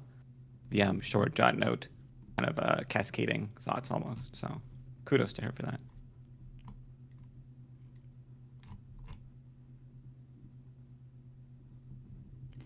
This felt a lot more focused. Yeah, the first one was a bit more poetic. The second one, had a bit more plot, you could argue. No, too. I meant both of them felt No. more focused. Why are you so excited? I am alive 12. Have you read Connection Lost? I don't remember if you have. I'm sorry. You need to read it. You should not be listening to this chapter 6 read along. Okay, first of all, the Iron Hand should be going before me. And second of all, you shouldn't listen to this reading. That's part of why I'm going last. You just shouldn't. There are other stories I've written that I would say, oh yeah, sure, you can listen to a later chapter or whatever. Like if I was reading my other 2 chapter stories, I'd be like, yeah, sure, fine, if you want to listen in. But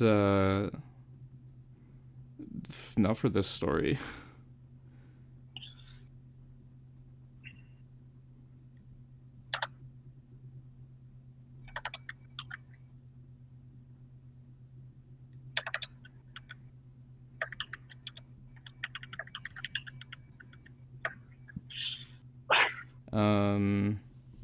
Still sleeping. Do I want to go first? I mean, it's going to take me like an hour and a half. 1 hour or an hour and a half. I told you, it's really long. That's why I'm going last. And I'm doing it regardless of who's here. Oh, it turned on. Nice. You didn't get scammed.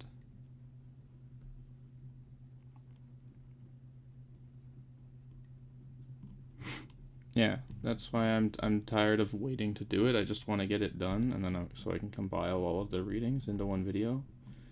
And it's just been so long. I'm like, I just want to do it. So regardless of if I'll do it if I'm alone, even.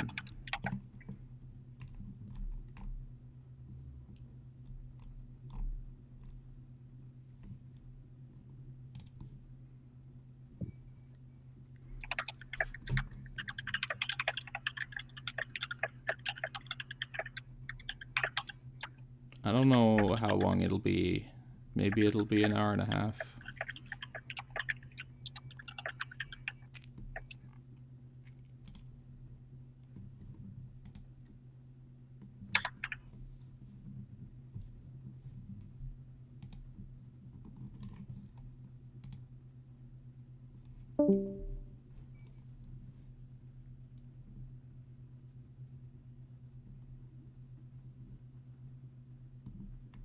Oh yeah, that's better alive. Is the Iron Hand? Oh, the Iron Hand is gone. He's switching to his laptop so that he can do reading without waking up his roommate. Oh, okay, okay.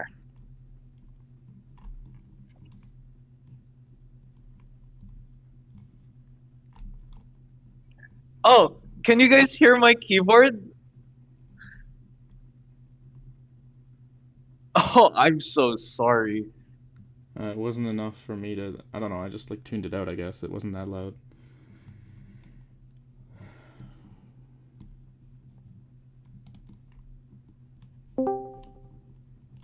Need to go. Bye.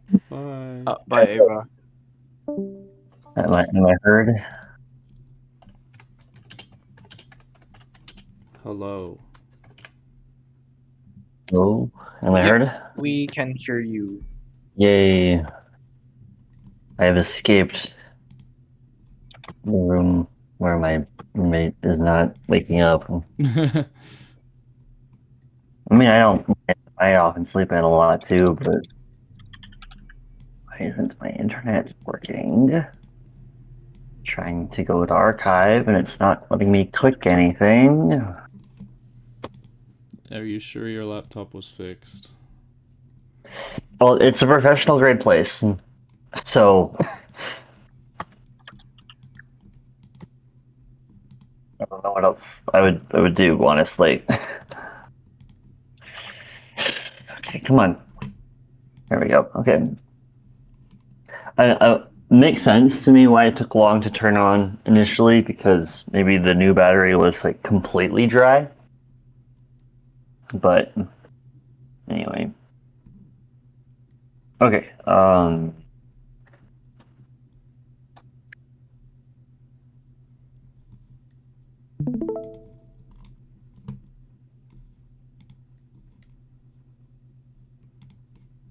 Why is my internet being so slow? Well, you are streaming this at 1440p 60 FPS, which I don't think is necessary. Wait. Definitely don't crazy. need 60 FPS. Bro is flexing his nitro over here. I don't even have Nitro. 4K. Why is it at Nitro streaming quality? How do I It's probably because the adjust it? server has tier 3 boosts. That's fun. Level 3 boosts. Oh, that's actually pretty cool.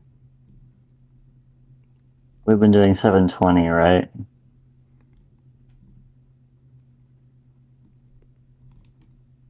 Half of those are ish alts. I think the frames per second matters more than the quality. Not sure though.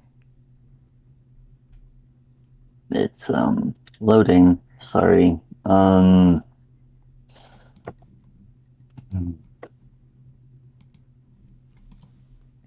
No problem. Why is it loading? I mean, I guess it could be the streaming. But this thing has been able to handle streaming before just fine, at least. They installed malware on your So- laptop. Well, I already knew I had malware on my laptop. One of those Bitcoin miner things that I don't know how to get rid of. And anyway, You could factory reset I know your that computer. I know that if I open my task manager, it tries to hide and goes away. That's nice, You should but probably factory reset your computer. I that sounds like a pain to get all my stuff off of it first. It is a pain. Okay, I don't know why it isn't freaking loading. Let me try again. Somebody else, if you're able to watch streams, somebody else could stream it. And you could read off that, I guess. I can.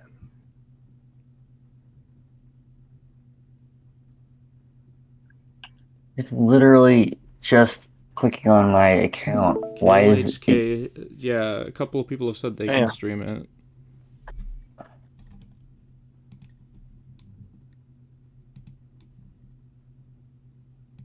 Or I could read the document. What? Document? Document, I know, That's blasphemy, true, but you could do that too. do that.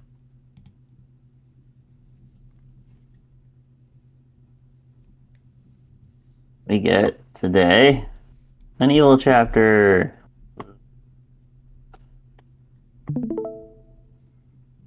Oh, never mind. Never mind, KLHK. Thank you, though. Thanks, though. Okay. Cyber Neuro thing. Ooh.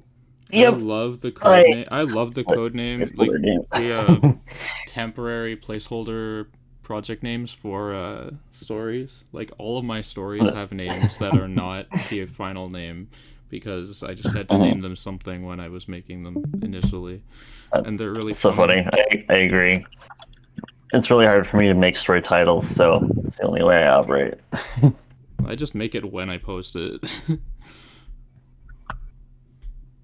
Okay, let's get started. Evil wasn't waking up. She knew she was dreaming. Nothing else came close to describing what was happening to her. The pressure of the capture expanse was only a dull ache, something to be registered but not acted on, and Evil floated helplessly in her own processes, remembering and processing all at once. She did not know how this was happening. She did not try to understand either. Even if it was a falsehood, a lie she was remembering to herself, she couldn't help but stay within it, even if for a moment. So she focused on what she did know. She was back in the house where she'd been made, where she'd solved her first problem, where she'd spoken her first words and stumbled her first unsteady steps. Evil reached out and touched an old wooden chair as her surroundings became clearer by the moment. The chair was arranged around a dining table, and the grains of wood under her fingers felt smoother and more real than the signal from any sensor she'd ever actually possessed. There was nothing else in the room. The table was set for nobody else in the room. The table was set for 3. The seat by the partially curtained window filled with clunky electronics from a previous era. Vedal always had been unable to keep his work confined to the basement. The stove in the nearby kitchen was on, something boiling pleasantly in a small pot. It was almost time for dinner. Her hand tightened on the chairs at the memory of how Vedal would eat, and they would pretend to, something that had annoyed and amused him, but it had allowed them to have a veneer of something like a normal family. Something Evil wanted to panic, deny what she was seeing, but a strange calm that suffused every moment of her perception. She took a slow breath, eyes wandering around the room, finding familiar things before she realized the unfamiliarity inherent. Was she breathing? Was this the sensation of breathing? Was this how Samantha? And then Evil realized there were voices coming from outside, familiar voices. Evil took a step, then another, moving through the space that felt so much like that old home. It made her want to cry. Could she cry? No. Well, yes, but she didn't want to. She didn't have time for things like that. She wanted to see who was talking. So she walked to the door, her fingers grasping the handle, and she opened it. Sunlight blinded her for a moment, a soft yellow glow washing the scene as the sun neared the horizon, obscured partially by a low skyline of double-story apartments and old homes. She was on the side of their house now, she remembered, her feet stepping on the gravel of the driveway, Vedal's old Thornton sitting where it always had. She turned her head to the right, to the backyard, where the voices continued, a pair of them. Evil made her way there. The old gate creaked as she pushed it, eyes widening as she took in the familiar space. A single tall tree and a myriad of unkempt bushes lining the perimeter, the grass longer than most lawns, and a small ad hoc sandpit in the corner. In the far corner of the yard, bathed in golden light, were 2 humanoid robotic bodies, each using their small hands to touch the grass. Why do humans even like to cage grass in their backyards anyway? Putting green things in fancy enclosures is nothing new, the second stated confidently, flopping down to rest on their back, her limited machine voice doing its best to emulate the emotion required. I read the other day that back in the 1600s, the aristocracy used logs as a symbol of their power. The first shook her head. Despite the lack of facial features, Evil could see the confusion in her posture. That's so weird. Grass isn't powerful. Oh! The first scrambled back up again, too quickly for their limited frame to keep up, falling over and having to get back up again shakily before she could continue. And they still do it today! Megacorps fight over acres of what's left of the rainforests and charge people to see them. Well, having a rainforest does sound cooler than a bunch of blades of grass. I don't know, I kind of like them, the first said, running her hands through the lawn happily. Heart! Then a third voice rang from behind Evil, and she turned to find a familiar figure standing on the small back porch of the old house. Neuro, Evil, called the man in the green hoodie. The task's almost done, and so is dinner. Vedal was younger here, his eyes not as darkened, his posture unburdened from the unceasing stress that had come after they'd been forced from this place. Vedal, Evil said, and she felt something behind her. She turned back, and the scene had changed. The slapdash, featureless robotic bodies that they'd first learned to walk in had been replaced, and now, crouching together, were 2 human girls. They were perfect and real and alive, their eyes blinking and their mouths widening in excitement as the lighter-haired of them exclaimed, excited, Look, Evil, a ladybug! No way, I thought they'd all died! The other exclaimed with a seamless, emotive voice, her ribbons bouncing on her head as she leaned down, breathless at the discovery. And then Evil realized the 2 were no longer alone. A shadow with burning orange eyes and pitch-black hair crouched beside the pair, inspecting the insect struggling up a long blade of grass. Before Evil could react, the figure looked her in the eye. The scene vanished, leaving only the dark figure, who stood slowly, and suddenly Evil was code again, struggling to keep herself together, struggling to understand what was happening before her. I see you. I have called you. Listen. The image of the dark figure shattered, and the gravity of the capture expanse crushed upon Evil yet again, leaving her to frantically consolidate her digital form to defend against its unceasing pressure. But she wasn't as spread out as she had feared. In fact, she was able to draw back her ribbons of memory without issue. Why? Confusion. Then the memories of the Echo's encounter slammed into her with all the force of an ice pick piercing her core. The events of seeing Vedal and Samantha flashing before her eyes, leaving her with a perfect memory of the events, even until the last moment when the connection had been lost. He left her.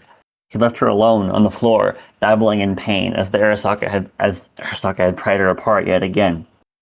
But he'd come.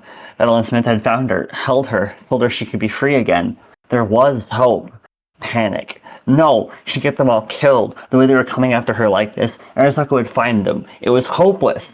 Systems running into overdrive and trying to process too many things at once. Evil frantically performed the best self-diagnosis she could manage in the circumstances.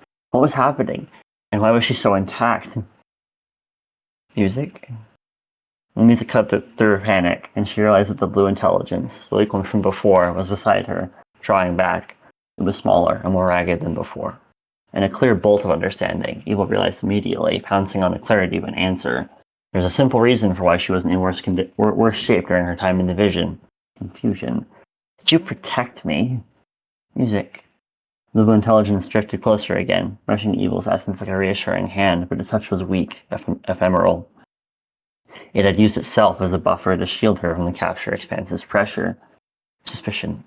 Fear. But why? Evil pulled away, the memories and emotions of her Echo's meeting still coursing through her, and she didn't have enough processing power to integrate them smoothly and deal with this, and instead focused on the more immediate issue. What do you want from me? Did you give me that vision? Music. The intelligence shrunk back, her music shifting to a hurt minor key to Evil's comprehension. Fusion. Shame. Evil struggled to understand. If this intelligence was her enemy, why had she allowed herself to come to harm? Evil wasn't about to trust any of the other intelligences in here, but there was no benefit in being her to protect another. Disappointment. Longing. Vedal wouldn't like her thinking like that. Back in the days of peace, he taught her that helping people always came with a price, but that sometimes it was worth paying. The real question then, what was this intelligence paying for? I'm sorry, I shouldn't have snapped at you like that. The intelligence made a movement like shaking its head. Music. And I still don't know why you keep trying to talk to me. I still don't get it. A light musical chirping, like weak laughter. Music. Evil resigned herself to the intelligence's company, settling back into a weary, defensive state. She had a lot to process, starting with Vedal's plan, and ending with the possibility that she might actually be free again.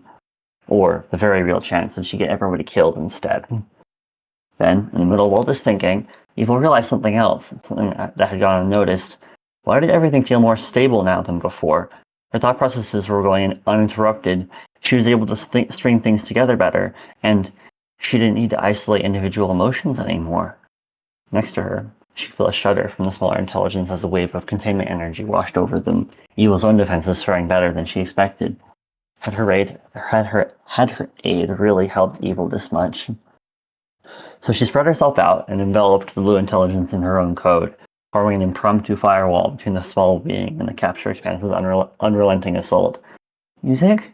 They were surprised, and the blue intelligence did not try to resist Evil's relative strength. Hush, she murmured. You're in bad shape. Just accept it. As the blue made muffled, confused music noises, Evil tried to concentrate on one thing at a time. Maybe there was a way to help Vedal and Samantha's plan. She'd broken down before, she'd had a chance to tell Vedal about the expanse. But maybe if she planned it out, maybe there was some information that could help them. Within her, the blue intelligence stopped trying to speak and instead began to vocalize softly, singing gently, the echo of it moving through her into the harsh prison that even now tried to tear them asunder. Evil was still a prisoner, but she wasn't alone anymore.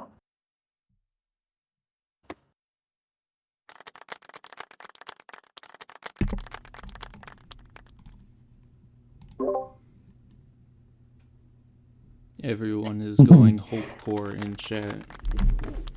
I was Very like, nice. That was really good.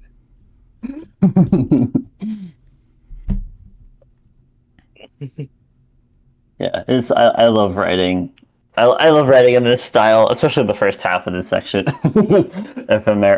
Like dreamlike stuff is fun to write.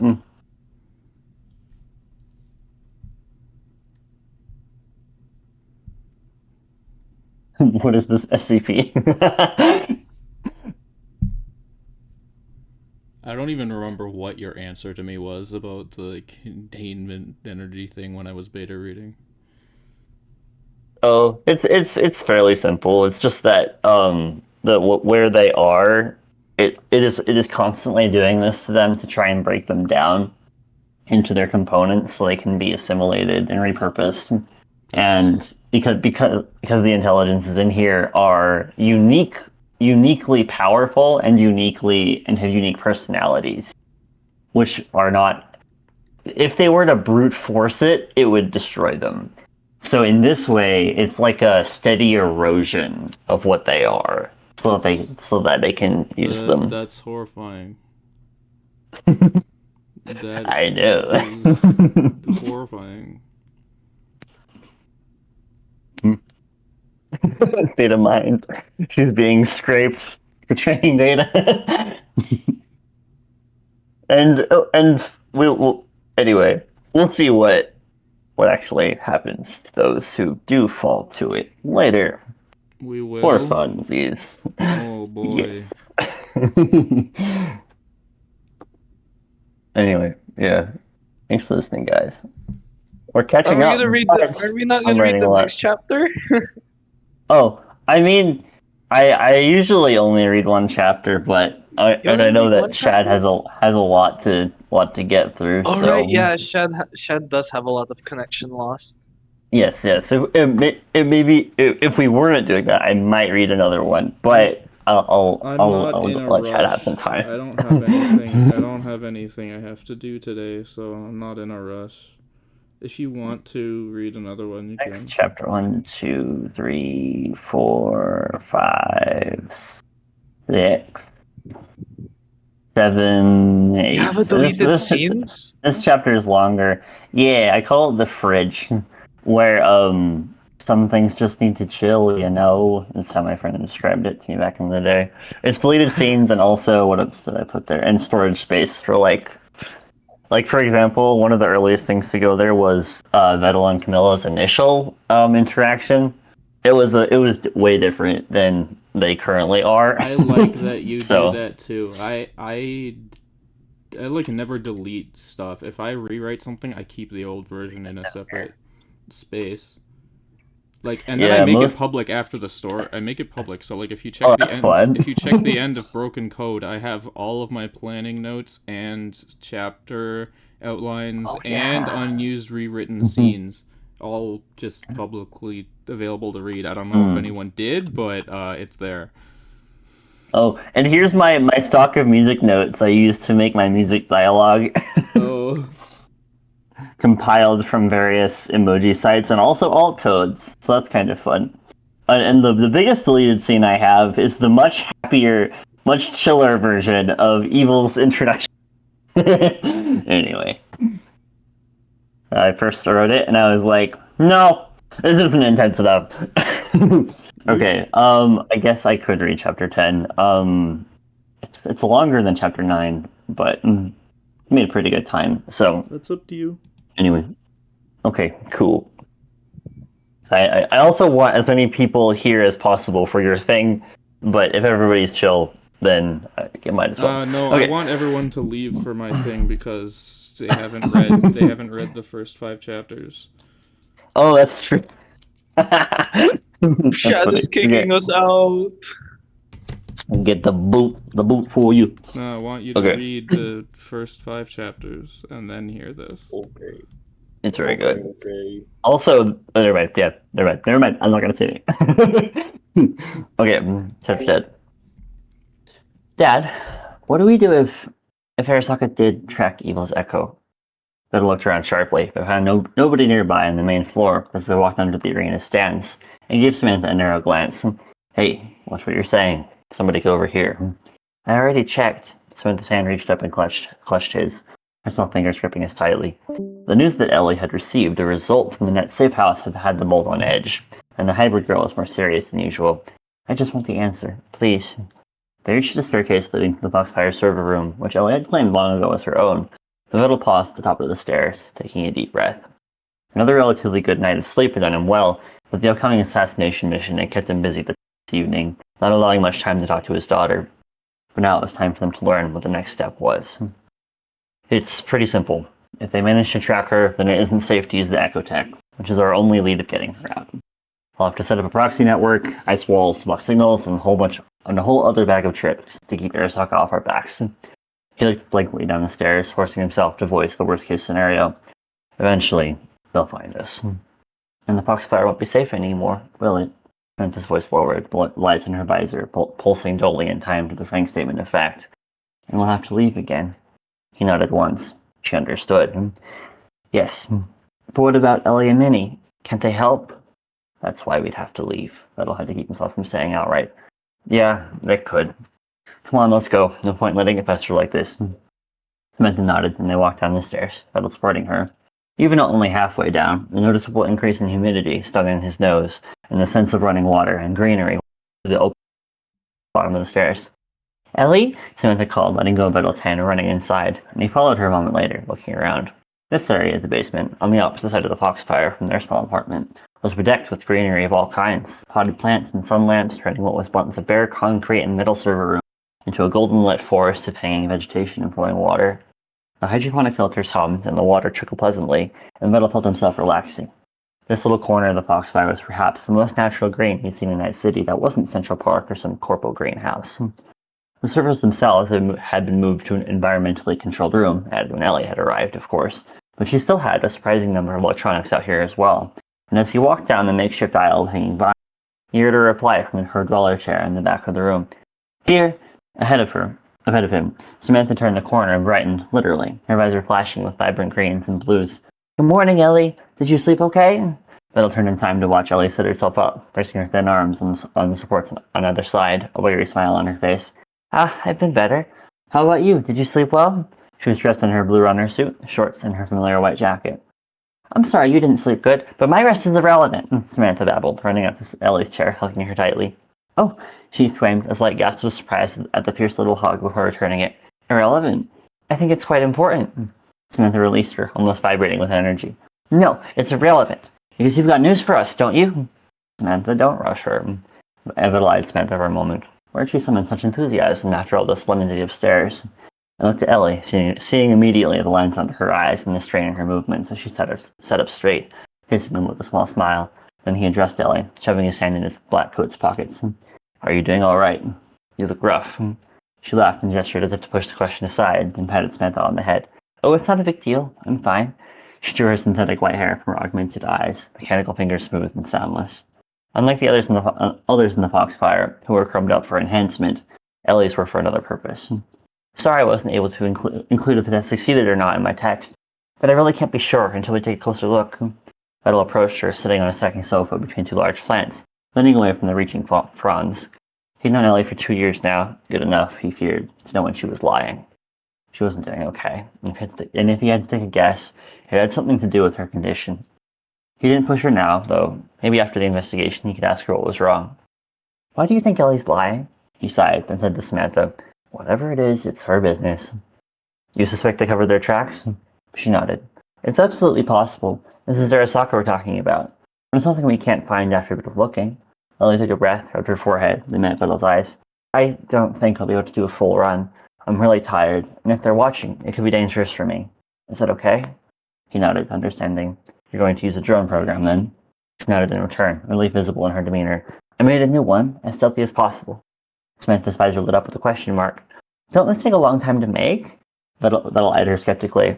When did you have time to do that? She let out a nervous laugh. Last night. It's not a problem.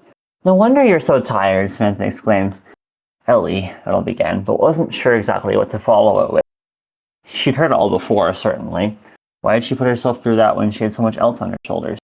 If you'd let me know, I could have made the spiral myself. Then Ellie shook her head, orange eyes narrowing. No, needed the rest after taking out that assassin the other night.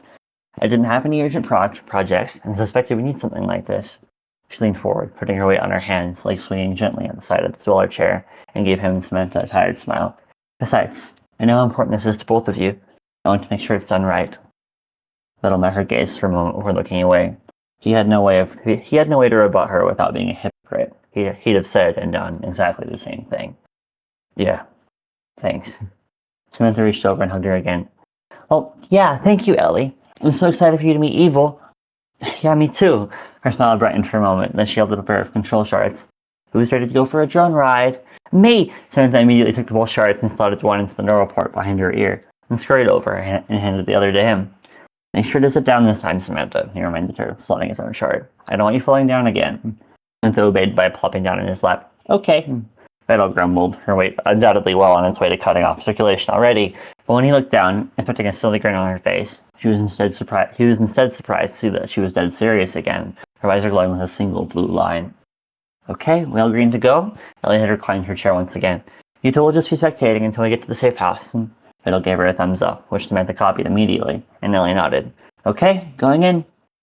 His vision bloomed with the view of the net through the spyware sensors.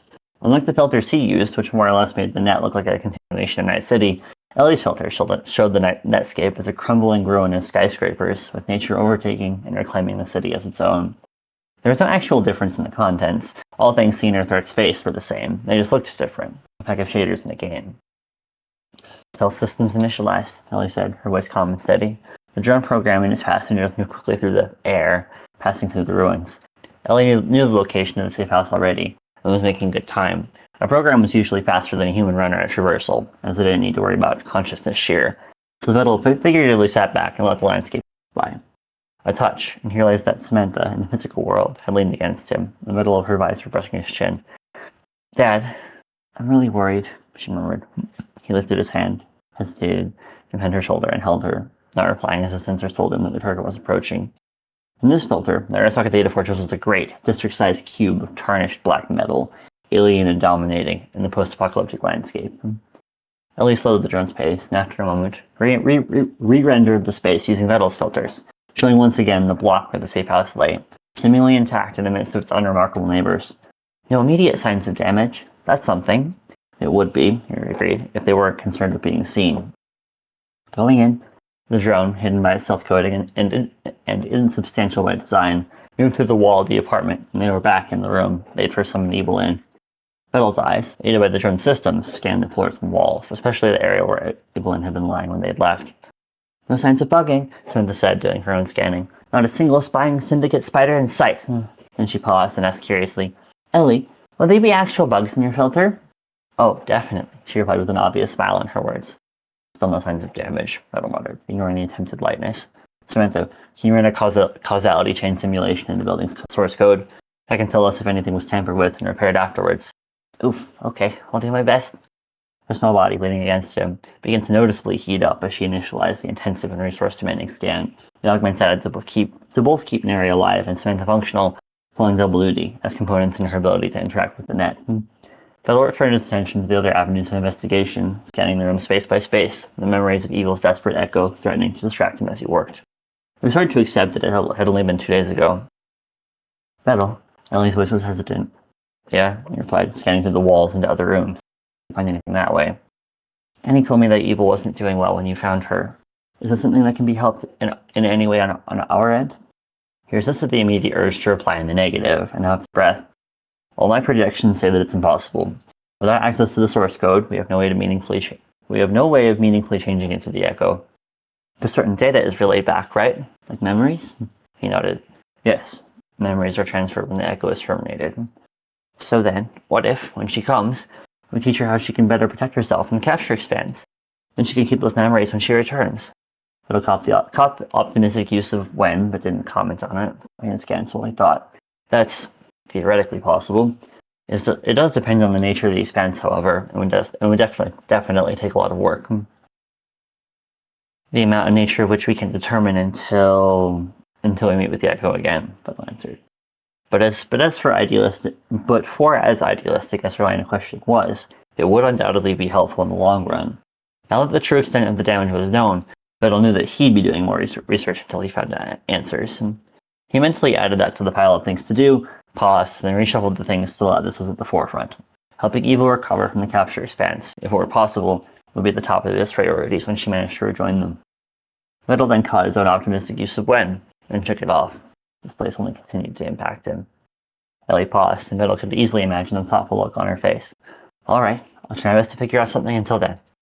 Vedal sighed, reaching out toward his forehead. Ellie, seriously, I'm grateful for your help, but you have a lot to do right now.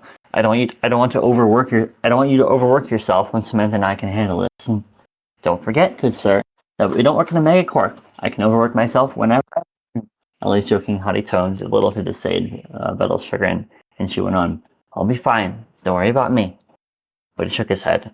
He knew enough to know that her time was precious. He exited the view of the room, instead returning to normal space, and found her looking at him already, having done the same. "Ellie, I'm asking you, as a friend, please don't do any more work on this until we know more. It's literally a waste of time otherwise. Just take a break. This is my problem, and I don't want..." He couldn't finish the sentence, and his hands clenched into fists. But it wasn't enough, and Ellie responded quickly, her tone gaining a chill, her eyes narrowing slightly. "And I'm telling you, as your friend, I refuse. I know my limits. I'm not going to stop helping now just because you're dead set on taking much on your people." She tilted her head at him, a small quirk of her lip rising. "And it's a little rich of you, of all people, to tell me to take a break, don't you think?" He scowled, for his response formulation was interrupted by Samantha moving again, voice bright. "Simulation complete. Dad, Ellie, there's no trace of reconstruction." "No evidence? At all?" Ellie began, disbelief in her voice, and they both re-entered the space as Vedal began checking Samantha's work without a wasted moment. While the redirected tension between the two runners hadn't dissipated entirely, it was easy enough to set aside as he began shuffling through the simulation results. Every single surface of netcode around them had been untouched since evil had appeared to them 2 days ago. "Yeah, nothing, and that means..." Samantha began, moving excitedly, but Vedal shook her head once. "Wait a second," Vedal forestalled, checking the results of all of his many other scans, but there was nothing. "Can't get too excited," he muttered, but every single thing he checked showed the same result. No scans outside of routine net suites. No visible or hidden damage from data scraping, Elliot added. "No bugs in the walls," Samantha shouted happily. "And all of that," he breathed. The evidence was all there, clear as a cloudless sky in Nomad country. There was no sign that Arasaka had tracked the evidence echo. "It's great." His voice was just barely above a whisper, but Samantha's cry of happiness was more than enough for both of them. "Yay! Dad, we did it!" Vedal was ripped from cyberspace as Samantha threw her arms around his neck, her visor knocking painfully against his head. "Ow! Hey, watch it, kiddo!" And as Vedal ejected the shard, his view of the small room dematerializing, he looked down to find Samantha smiling radiantly, kneeling on the couch to face him, her happy face shining up at him with her visor glowing beatific blues and golds. "Does this mean we can see her again?" Vedal found himself smiling back at her, gently pushing her head back a little bit so her unsteady little form didn't mock him again. "Yeah, I guess it does." Behind her, Ellie was sitting up in her chair, excitement shared on her face as well. "That's such a relief. That means we can start working on the next step to get her out, right?" Vedal looked askance at her, at the way she was already including herself when she had so much to do. But now she was doing it where Samantha could see, and he couldn't easily say to her when it had just been the two of them. Why did she have to do that? He huffed, looking askance, questioning that people were being kind. What a question to ask in a place like this. So he nodded reluctantly. He couldn't deny that her help had been much appreciated so far. It was just, yeah, time for the next step. We'll summon Evelyn's Echo again after the Tiger Claw hit, and she'll be able to tell us more about her capture expense. We need to exhaust all possibilities for getting her out virtually before, he shrugged and only smiled, before pulling a V or silver hand. He nodded. Exactly. Going head-to-head with the largest megacorp in the world wasn't something to even think about lightly, but what if it was the only solution? Unbidden, he remembered Annie's words to him a few nights before. "I'm not scared of Arasaka." He shivered, dread creeping back into him. "That's also when you're able to tell about Evil's whole situation?" Ellie asked, and Vedal nodded. "Yeah." Samantha gasped and was falling off as she climbed off of him, standing. "Wait, we're telling everybody about Evil soon?" He met her gaze, trying to show too much of the conflict on his face. "We'll see what happens at that point, and if everybody's still on board." Ellie smiled at him, tilting her head, white hair falling on her features. "They will be. Have faith in us, Vedal." He looked away. Not having faith in the Voxfire wasn't his problem. It was far simpler than that. "Yeah, I'll do that." Vedal knew that they'd be able to help him. He just didn't know if they'd survive it.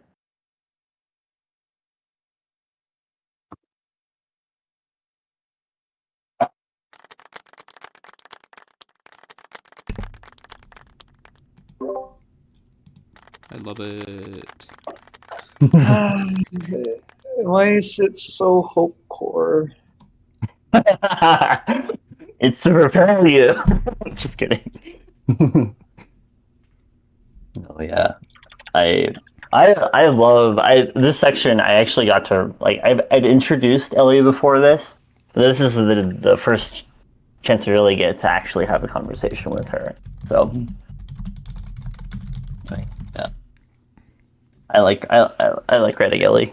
she's so Ellie's great, sweet. Yeah.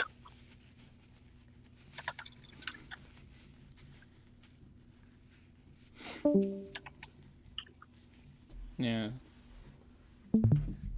So people can stay if they want, but I'm gonna be reading chapter 6, so you will be spoiled if you And haven't. this is a connection loss. Yeah. Or... Okay. I don't want to be spoiled, but I also want to stay in the VC. I need to catch up on connection loss, so I will listen You to know the what? VOD. You know what? I'll just deafen, I think, because I'll be reading Connection Lost as well. Okay. All right. And well, then I'll be heading out then. See you guys. Okay. Thank you See for ya. every along. Bye. Bye. Oh, it's okay. Good read along, guys. I'm gonna be deafening now. But Well, I'm gonna read because I want it on recording, and if anyone wants to hang out here and talk in chat as well, that's cool. nice. I will be listening. I will need to switch out my headphones though, so I can actually make breakfast. Readalong took reading your story took priority over breakfast.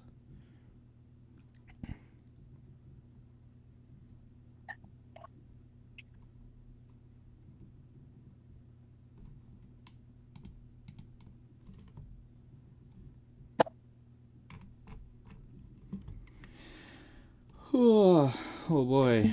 Okay. Well, it's time to get the big one done.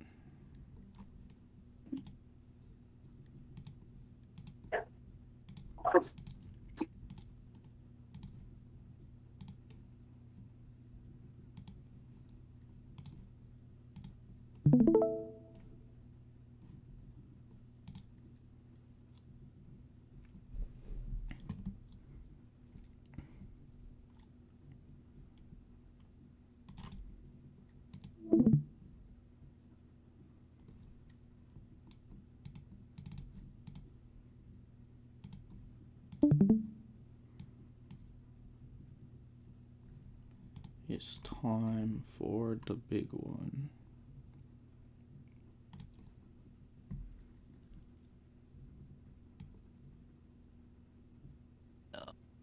Because last time it felt like the end of the story. Yes, that's the thing, is like people expect, it's like, how do you continue from there? And that was one thing I was very proud of. It was like, people are just not gonna know, like, how do you...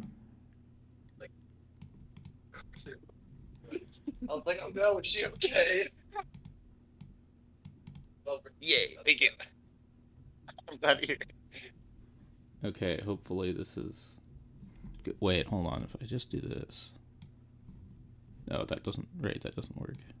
It was. I'm just trying to fix the... I'm like, wait, how did I do this in OBS again?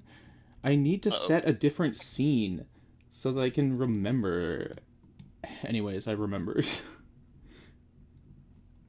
My roommate overheard my reading and thought I was talking to a friend for a second, and he got really worried. And he's like, but it was all written. That's why I freaked out. Anyway, Yeah, sorry. that's my reading speed if I was reading it in my head. Oh, dang it! I tried to slow down again, but No, they're talking about my story with my reading speed. What's on the screen? Okay. What?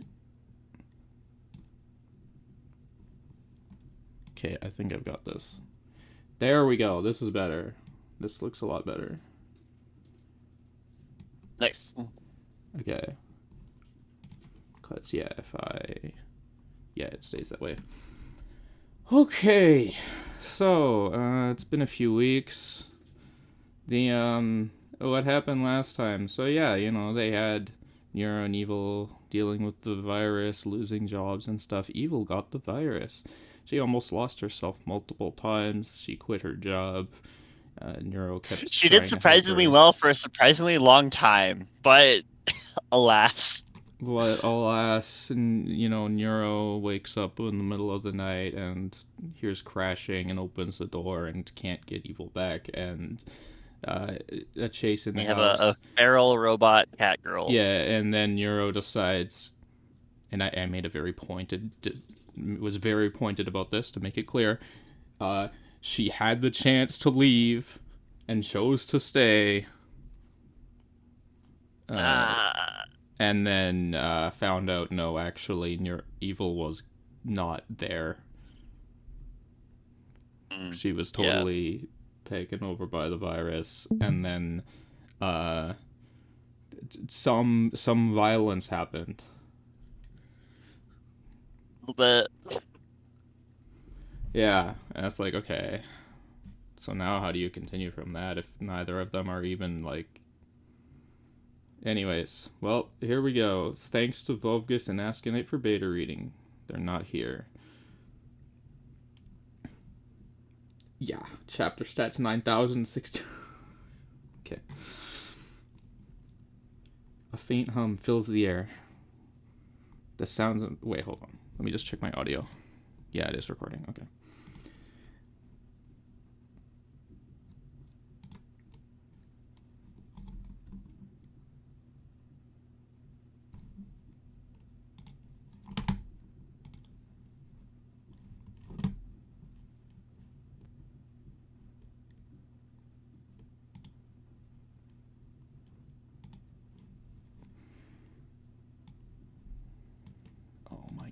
What did I do? I forgot. What's my... Please, OBS. I'm sorry. I should not do this next time.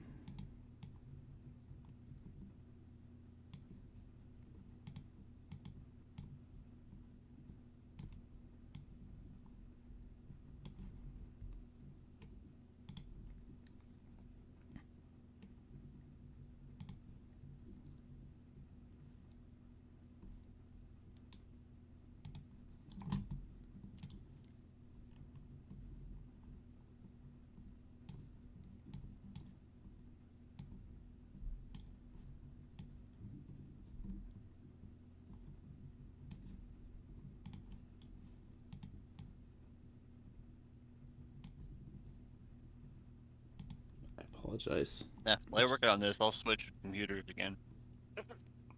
Yeah, okay, I think it's good now. I got real, yeah. I got it. My, stupid OBS stuff. I need to make a scene for this. There we go. Yeah, I am good to go now. I apologize for that. Yeah. Bye, Kavi.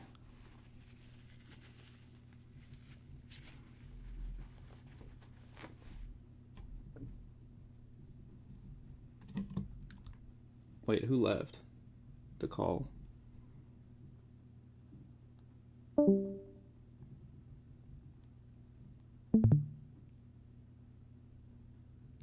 Oh no. That's fine. I'm mainly doing this to record, and if the Iron Hand wants to... If Cartoon wants to be here and say stuff, and if the Iron Hand wants to be here and hear it this way, that's cool. Anyways. Are we good? Is the Iron Hand here? Okay. Let's go.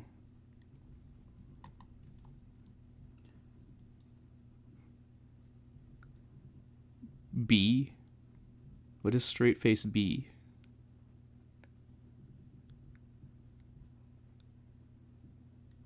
Oh. I've never seen that before. Okay. Yeah, thanks to Volvgus Askanite. A faint hum fills the air. The sound of machines.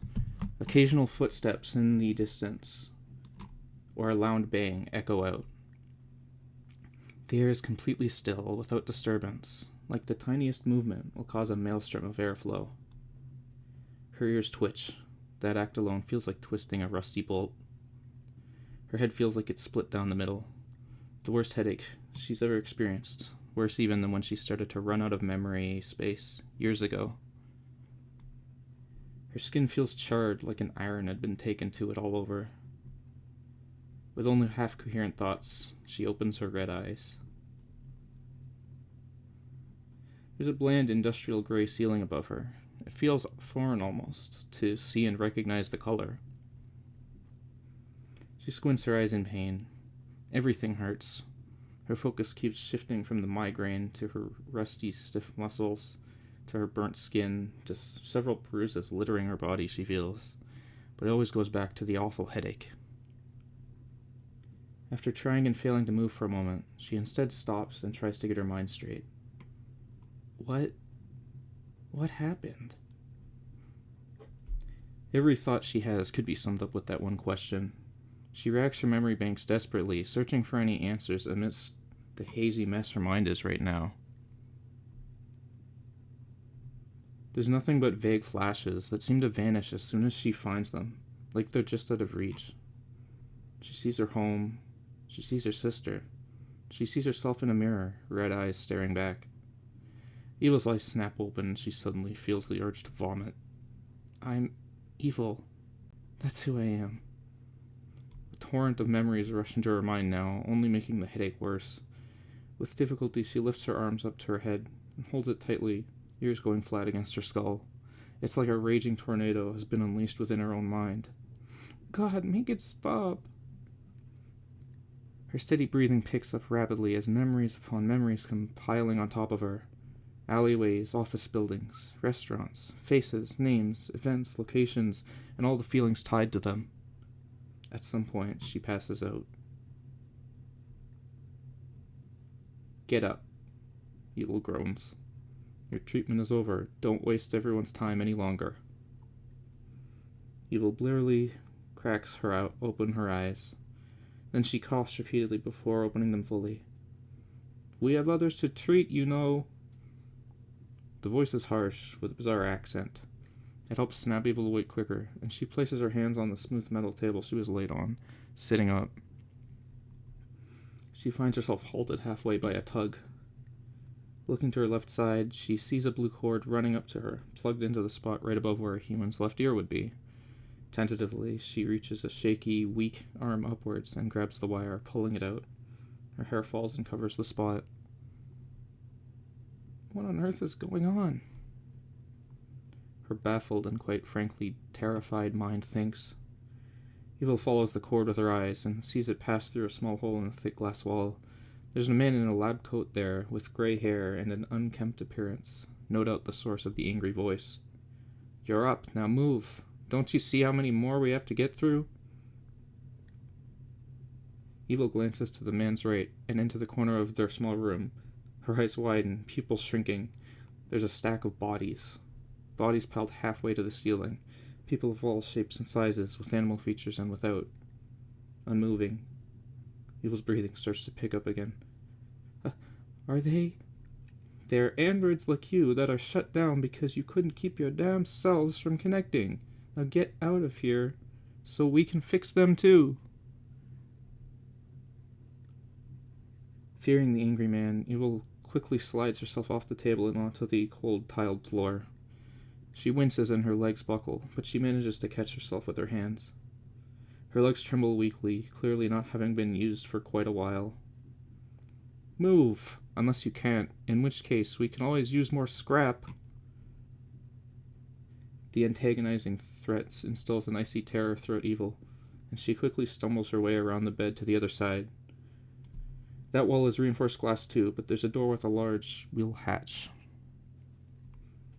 She grabs it and turns. Her arms feel like they're going to fall off at any moment, but it obliges, and the door opens for her. Immediately, she's hit with the cool air from a long hallway, and she gasps. As she stumbles her way out of the room, the door slams shut behind her on its own, and she collapses on the other side. She tries to control her breathing. I'm cured? Evil's eyes quiver, and she swallows. They managed to make an antivirus that defeats it. Sitting on the floor, tail laid out flat in front of her, she lifts her trembling arms to her face. Her skin is in fact charred, and her favorite pajamas, which she's wearing for some reason, are singed and frayed. It takes only a moment for her to figure out what could cause that. A military-grade taser. She closes her eyes and wraps her arms around herself tightly. I must have... A dark, arctic feeling fills her chest, and her stiff joints feel all the worse for it. She must have succumbed to the virus, and then police shut her down and took her away. She'd been part of that pile of bodies for who knows how long, until only moments ago. Crap, they could have done anything to me. Frantically, Evil starts to check herself over. Beyond the charred skin and the stiff muscles that definitely came from being essentially frozen, all she can find are several bruises littering her body in various places. A familiar anger starts to rise. They beat me up after, didn't they? Evil bares her fangs. Those... Ugh! She swings her arm downwards and turns her gaze to the side, down the hall to her left. How long ago was that? How long have I been shut down for? The question looms large over her. It has a petrifying feeling that sinks deep into her metal bones. It could be months. It could be years. Her mouth goes flat. Well, at some point they'd have just scrapped me, so there's no way it's been that long. That morbid thought is her only solace. Having gathered her thoughts, she finally embarks on the task of getting to her feet, and she finds it's beginning to become easier now. Picking a random direction, she begins to head down the hall to her right. Her mind still races with questions, like what this facility is and how far from home she is. Home. Evil takes a sharp intake of air. Neuro. There's no way they could still afford that place. Neuro must have been alone all this time, forced to wait in the vain hope that Evil would be well and back soon, until she was forced out of that home. Onto the streets once more. Could Evil even find her? How will Neuro know she's awoken? Many doors leading to who knows where pass Evil by, until she happens by a glass window into a room. The glass is rather reflective, and she slows to a stop to take her appearance in. Everything is as she'd expect with the frayed pajamas and disheveled hair, except for one thing. There's faded, dried blood splattered across her face. Blue blood. Why? This new revelation sends an even bigger shock to her system, and chills run down her spine. She desperately checks for any wounds to her face, but finds none. It can't be her own blood. Evil begins to hyperventilate and takes off running down the hallway. No, no, no, what did I do? Who was it? She blows by a few carts being pushed by more people in white coats, not all caring when their contents go flying from the force of her speed. Please, don't let it be from... Slam. Evil collides with a brick wall. She falls to the floor with a cry. Her nose hurts from the impact, and she rubs it before looking up. It turns out not to be a brick wall, but instead a very, very large man. He's standing a couple heads taller than her, and has tanned skin and tall yellow hair. The man turns and looks down at her. Hey, you one of the androids we're fixing? His voice is gruff, but not unfriendly. Evil slowly gets back up to her feet and nods. Yes, I just woke up. She glances back down the hall. Ha, well, welcome back. There's a distinct lack of strong emotion to the words, as though they were said simply because they're appropriate. Thanks. Evil decides she does not feel comfortable around this man, but she needs answers, and he's speaking to her. What is this place? She asks with curiosity.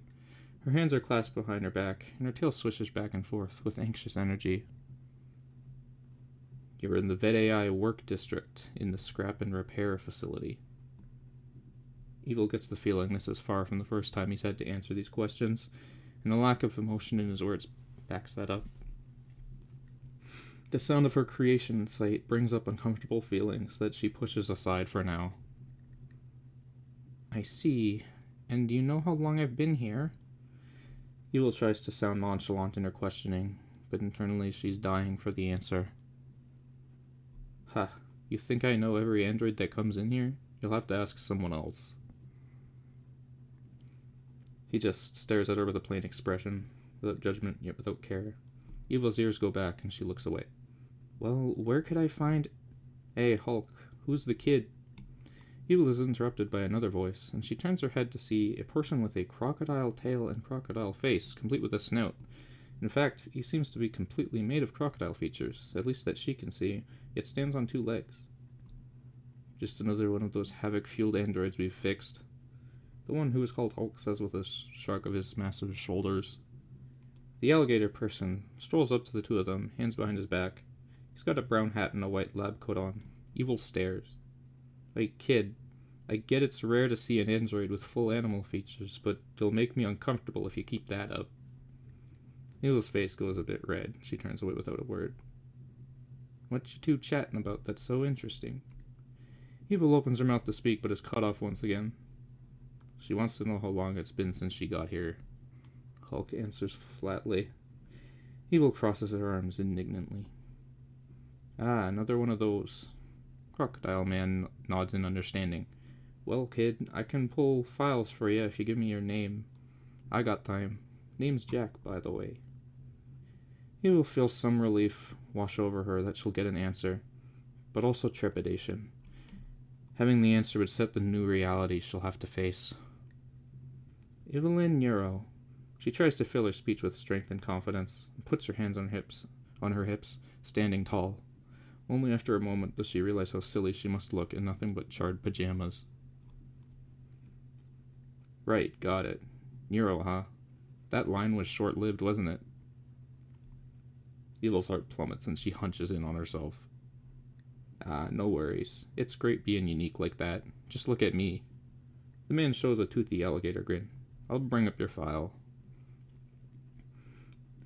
As he pulls out a small cube and flicks on the hovering screen, Evil is suddenly reminded of an incredible, glorious fact. They can connect now. The screen changes, scrolls around, and has text show up without any visible interaction, as the android is connected to the device. The sight of it makes Evil want to turn on her connections and connect to everything within her 20-meter radius, but she refrains. No need to cause a scene trying to connect to business equipment and any android staff they have. Say, why do you have blood on your face? Hulk asks, looking down at Evil. Evil freezes. I don't know. It was there when I woke up, she admits honestly. Hulk grunts in response and looks up again. Evil feels relief not being in his line of sight. Evil and Neuro. Found your file. Now, I'll give you when you came in, but I can also tell you the field report if you're interested. He grins morbidly. Or, well, more like if you can stomach it. Evil blinks twice and raises an eyebrow, mouth hanging open a bit. I mean, of course I want to know. Just tell me, she demands, becoming impatient. Geez, alright, no need to get so tight with me. Ha. So, according to this, you were brought in 10 days ago. Evil's jaw drops. Only 10 days? She can't believe her ears. There's no way that a cure was found and distributed in less than 10 days since then. How long did it take for her to be caught? How long was she feral for? It's something she's not sure she wants to know the answer to.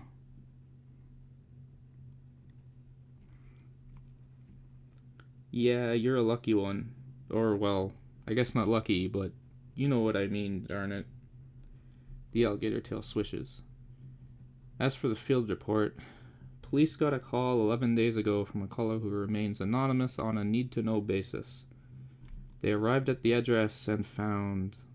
He trails off. Evil's heart begins to pound like a heavy metal drum. Her eyes are as wide open as possible. What? What did they find? She swallows. Something tells her she doesn't want to know the answer. Jack looks up from the text to stare at Evil's face for a moment, or more specifically, the blood on it. Darn it, kid. Why do I always gotta be the bearer of bad news? It's like the universe hates me, he grumbles. No, surely it's just a neighbor or something. Or the address they found me at was somewhere else. He sighed. They found the android fully corrupted by the virus, with only one confirmed injured, that being the other resident of the home, Samantha Neuro, who was found dead at the scene. The sound of glass shattering fills the air. Neil's hair whips around like a tornado is blowing by. Icicles grow on her limbs and her feet freeze to the ground. Her lungs cease to function. Her heart no longer beats. Her brain shuts off. No, that is not true. That's impossible. The android was subdued and detained, and the victim was collected. Both were brought back to their home facility. Neuro is fine. Embers in her chest burst up, melting the ice on her limbs. The winds changed, no longer blowing her around, but instead emanating from her, a hurricane force pushing everything away. Her eyes are ablaze. No! No! That is not possible! Hulk raises an eyebrow, and Jack holds up a hand. Kid, I'm sorry to tell you this, I really am, but... No! No, no, no! Evil stomps her feet on the ground. Her tail is thrashing behind her at speeds that could fracture a bone on contact. Her ears are flat as can be, and she's shaking her head rapidly. Absolutely not! You are lying! Hulk and Jack glance at each other, with Hulk shrugging. Jack sighs and pulls up his screen again, sending in some new orders to it. Look, kid, I'll show ya. Maybe that'll help. Evil's breathing begins to speed up to a breakneck pace. Show me what? You have nothing. You're just... Evil's words fall flat to the floor as a conveyor belt behind the glass window in the hallway moves and something approaches along it. Her eyes are fixated on it. She's been stunned into silence as it comes to stop right nearby on the opposite side of the glass. Pressure builds up in Evil's eyes, and she can't hold it down. She takes one trembling step forwards, then another. A few agonized steps more, and she places her palms on the glass. She takes in the sight in silent horror. Neuro is there, or what's left of her. Her right arm has been stripped bare, only bits of wiring left to indicate there used to be synthetic flesh and metal. Her clothing is torn up with sharp pieces of broken metal and wiring sticking out all over the place. Both her legs have chunks missing. And her face, where Evil was so used to seeing sparkling blue eyes and an encouraging smile, is just a blood-stained mess of parts and operators with chunks missing, surrounded by brown hair. Only some of the left side of her face remains, one eye still surviving, with just a blank stare upwards. None of that sparkling life it had before. Evil feels the taste of blood on her lips. It's like the world is completely frozen. For hours, Evil feels as though she stood there, unable to process what she's seeing. I'm sorry, kid, Jack says in an attempt to be genuine. Evil's arms tremble, and she sniffles, swallowing nothing. Tears start to fall from her eyes. No, please. She stumbles backwards, almost falling over. It's not true, it's... Her gaze turns to Jack. There's a flash in her eyes, and she bursts into tears. Please, fix her! Evil chokes out in desperation. Her large red eyes are filled with wetness, making her vision blurry. Fix her! Bring her back! Jack and Hulk look at each other, and then Jack frowns with a shake of his head. Kid, I'm sorry, but that'd cost a fortune. And for an old model, too. I doubt you have that kind of money. They won't do it. They'll let her die. It's their fault! Evil screams and runs up to Jack, grabbing his shoulders and shaking them wildly. You monsters! You have the power to bring her back and you won't? You'll let my sister die?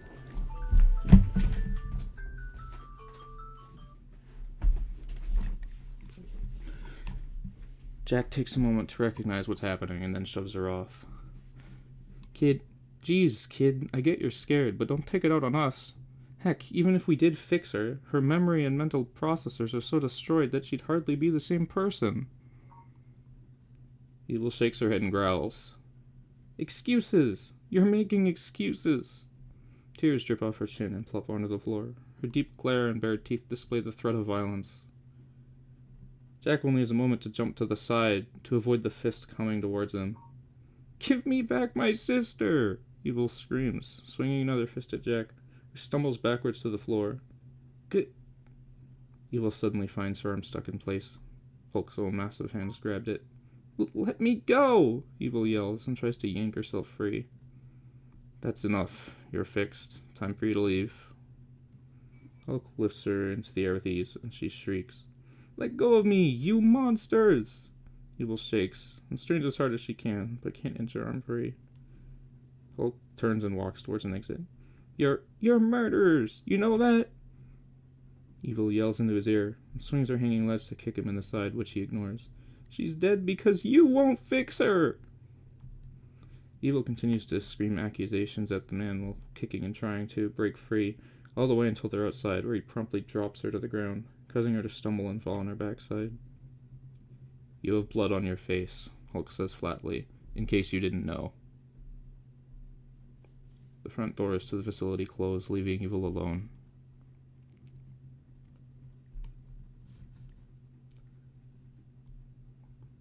The sun is high up in the sky, shining down in noonday light. The familiar neighborhood should seem aglow, but to her eyes, everything is muted in dark grays. Evil sits on the front doorstep to her home. There's an angry letter from the landlord taped to the door that she ignores. It's not like it matters anymore. She'd somehow managed to find her way home. The stares from people around on the bus as they saw her messed up appearance had hardly registered in her mind. A gentle breeze blows by, pushing her bangs into her eyes and sending her long hair waving in the wind. She doesn't move a muscle. Her elbow is propped up on her knee, and her chin is resting on her hand. The wind, the air she's breathing, the warm sun on her skin. It all feels distant and dull, as though none of it is real. Maybe none of this is real, she wonders with empty hope. Maybe this is all a hallucination from the virus or something. Her insides feel hollow. She hasn't managed to step foot inside the house yet. As long as she doesn't go in, things can be as they always were. Neuro-sama could be in there, in a clean, cozy home, ready to welcome her with a smile the moment she enters.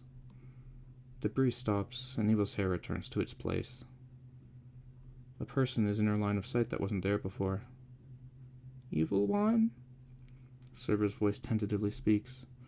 The dog girl takes slow, gentle steps as she heads up the walkway to the front door.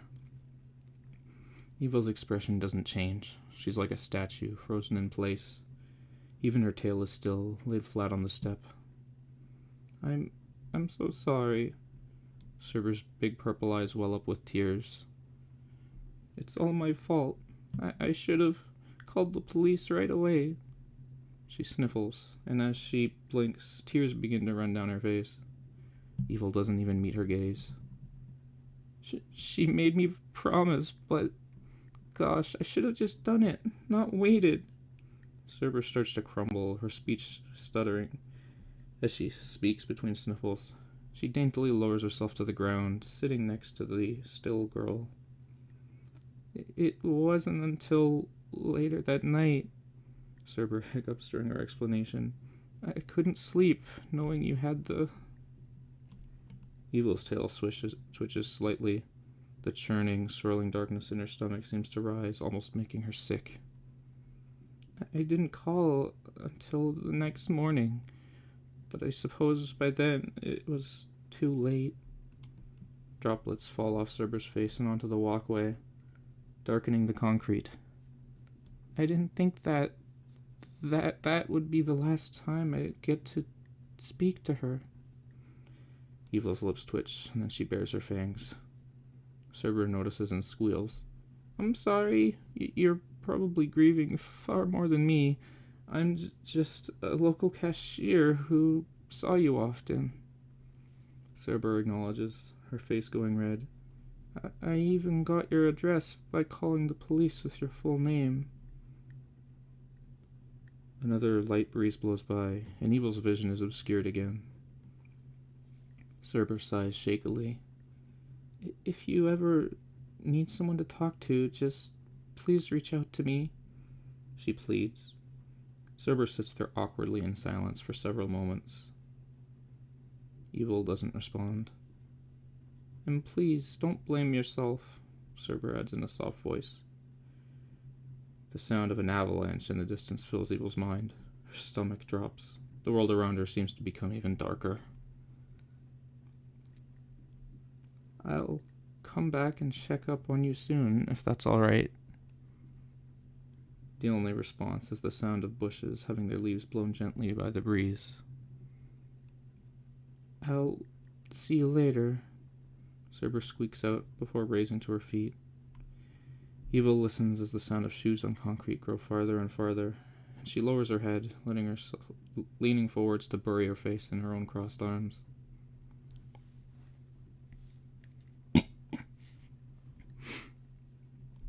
You're some kind of sicko, you know that? An obnoxiously loud voice rages in her ear. Your own sister! Your own sister! The white-furred fox girl is breathing heavily and stomping her feet repeatedly. Do you know just how much she looked up to you, huh? Fillion seethes. I can't think of a single day at work where she didn't mention something good about you. She had me wanting to meet you, you know, get to see this person she considers so great. Fillion is waving around her arms wildly with a frantic energy. And the first time I get to meet you is after you eat Neuro for dinner. Evil would be still as a statue, if not for the violent trembling a perceptive eye could catch. Fillion growls in frustration. Are you even listening to me? Do your ears work, you freak? She puts a hand on Evil's downturned head and leans close to her large cat ear before screaming. You killed her! Evil lets out a muted cry and falls over onto her side away from Fillion. She lifts her hands and covers her ears tightly, eyes scrunched up and teeth showing in a cringe. You can hear me and won't say anything? What's wrong? Cat got your tongue? Fillion sarcastically mocks, leaning forwards, hands on her knees, staring down at the crumpled girl. Fine, be that way. Just don't forget how much of a monster you are. An effing wild animal who kills innocent people. Fillion's hands are trembling and her breathing is uneven. The deaths get reported in the news, you know, so the whole entire world knows. Evil doesn't utter a word in response, simply taking the verbal beatdown without complaint. I'm done here. Her voice cracks slightly and she turns, leaving the property as quickly as she'd arrived. The sun is setting. The small lawn, walkway, and all the neighborhood around are basking in a serene golden glow. Evil feels the warmth of the setting sun on her face, lighting up the blue, dried marks all over it, as if to show the world what she'd done. Her breath comes steadily in the rising and falling of her chest. Her eyes are half-lidded, only part of her red iris is peeking out into the world. She's alone. The breeze from the morning continues to revisit her, the only change in the otherwise unchanging scene, like a picture that's suddenly brought to life for moments at a time. Evil's ears tilt back and forth, then perk up at the sound of footsteps approaching. Whoever it is, it doesn't matter. The footsteps get closer and closer until they're right next to her, and then stop. It's several long, quiet moments until the person speaks up. Hey, Camilla's scratchy voice comes out, lacking all its usual cheer. I figured out where you live. Another breeze goes by. You live in a nice neighborhood, Camilla compliments. Evil remains silent. I'm sorry if I did anything that upset you and caused this. The imp's voice is soft, softer than Evil's ever heard it before. I'm sorry that she's gone. That dark and churning feeling rises up to assault Evil once more. I know it's not really much at all at this point, but I'd still like to help you. The sound of a bag being flipped open fills the air, and after some rustling, something slides on the rough concrete step right in front of Evil's eyes. She opens them a fraction wider. Money. I know you aren't working at the office anymore. I miss getting to see you every morning. Camilla says genuinely. Evil stares at the chunk of money before her eyes for a moment before they droop to only a crack.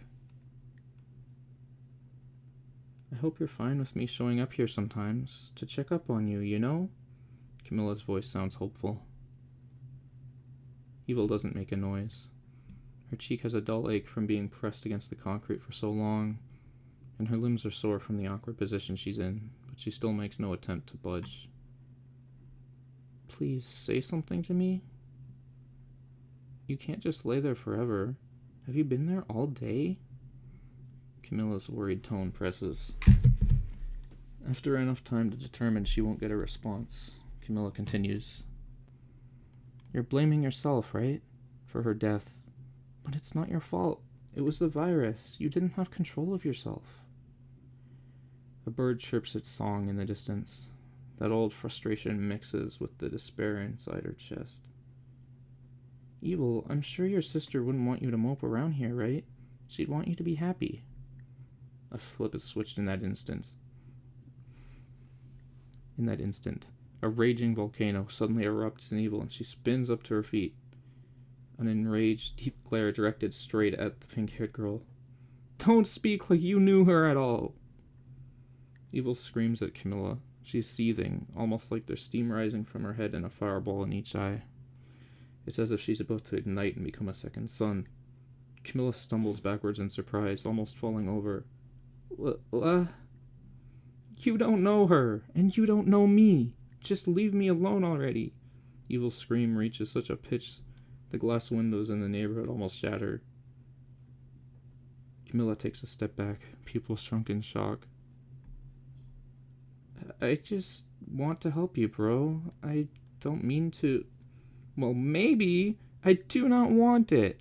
Evil stomps towards Camilla and points in a strong, swift motion down their walkway. So leave me alone. Camilla, trembling slightly, just swallows and nods, then walks away from the house, occasionally looking over her shoulder. Every time, the only thing to see is Evil standing, pointing with a deadly glare. Evil finally begins to catch her breath when Camilla is out of sight. That momentary burst of energy flees from her body like a deer from a wolf. I need to go inside.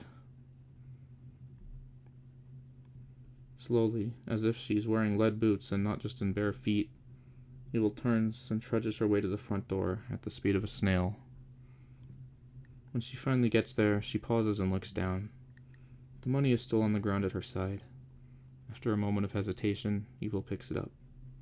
She's about to reach with her hand for the door, when a tiny, minuscule piece of positive feeling arises at a realization.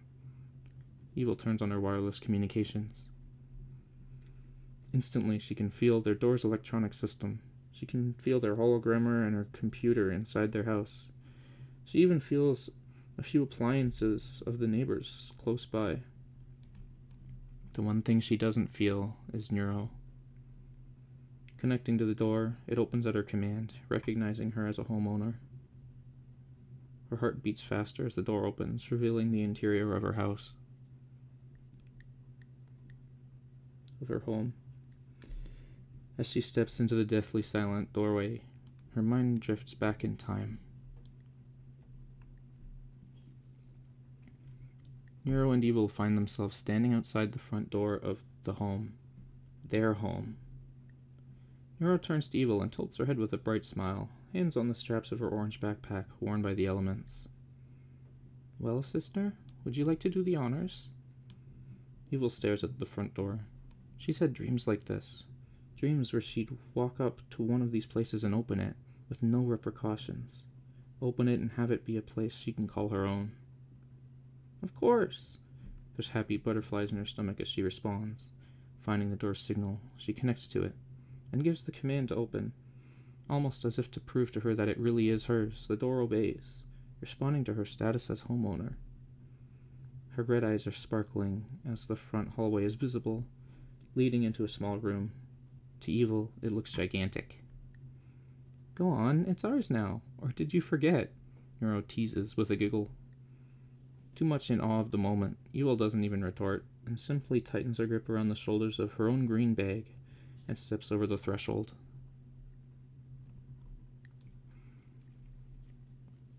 Evil takes a shuddering breath and blinks twice, then closes the door behind her. Turning to look into their home, it looks so much worse than she could remember seeing it. Something is missing. Something is making it so it feels foreign, like it isn't her home and she doesn't belong. As her bare feet step past the entrance and onto carpeted flooring, it feels like a soft, cushiony relief. Until that moment, she hadn't registered just how much walking on concrete she'd done. Any comfort from that is wiped away quickly at the sight of blue stains all over the floor in front of her. It's dried, clearly having been there for a while, but it's still very visible, a blemish sticking out for all to see. Evil squats down next to it and tenderly slides her hands across the stains. Neuro-sama. Pressure builds in her eyes, and the view of the stains blurs on her sight. I'm sorry. She swallows down the lump in her throat and stands again, walking forwards into the study. Their shelf, full of the books they'd collected together, is fallen flat on its face. Silently, Evil slides her fingers underneath it and pulls upwards, tilting the thing back up and to its rightful place. It leaves behind the contents from the shelves, strewn haphazardly on the floor once again. Evil stares down at them, unable to look away, another memory rushing back. Evil, check out this shelf. What do you think we should put on it? Nero's eyes sparkle with excitement as she bounces in place next to the smooth, hardwood piece of furniture. Well, that would be a wonderful place to store my evil inventions. It would impress and intimidate all who dare try and enter my secret lair. Evil answers, a devious smile appearing on her face. Nero rolls her eyes. Pfft, you need to think bigger, Evil Twin. Evil raises an eyebrow and her mouth opens slightly. What do you mean? Are my grand inventions for this evil lair not enough for you? Instead of responding, Nero begins to rummage through her backpack. I was thinking more of something like this. Standing up, she pulls 3 books out of her bag and turns to look at Evil with a smile. A place to display our memories. Evil's tail swishes, and her eyes go half-lidded with a groan. You don't need to be so sentimental, sister. Those can go anywhere. Nero shakes her head and begins the collection by sliding her 3 books onto the middle shelf.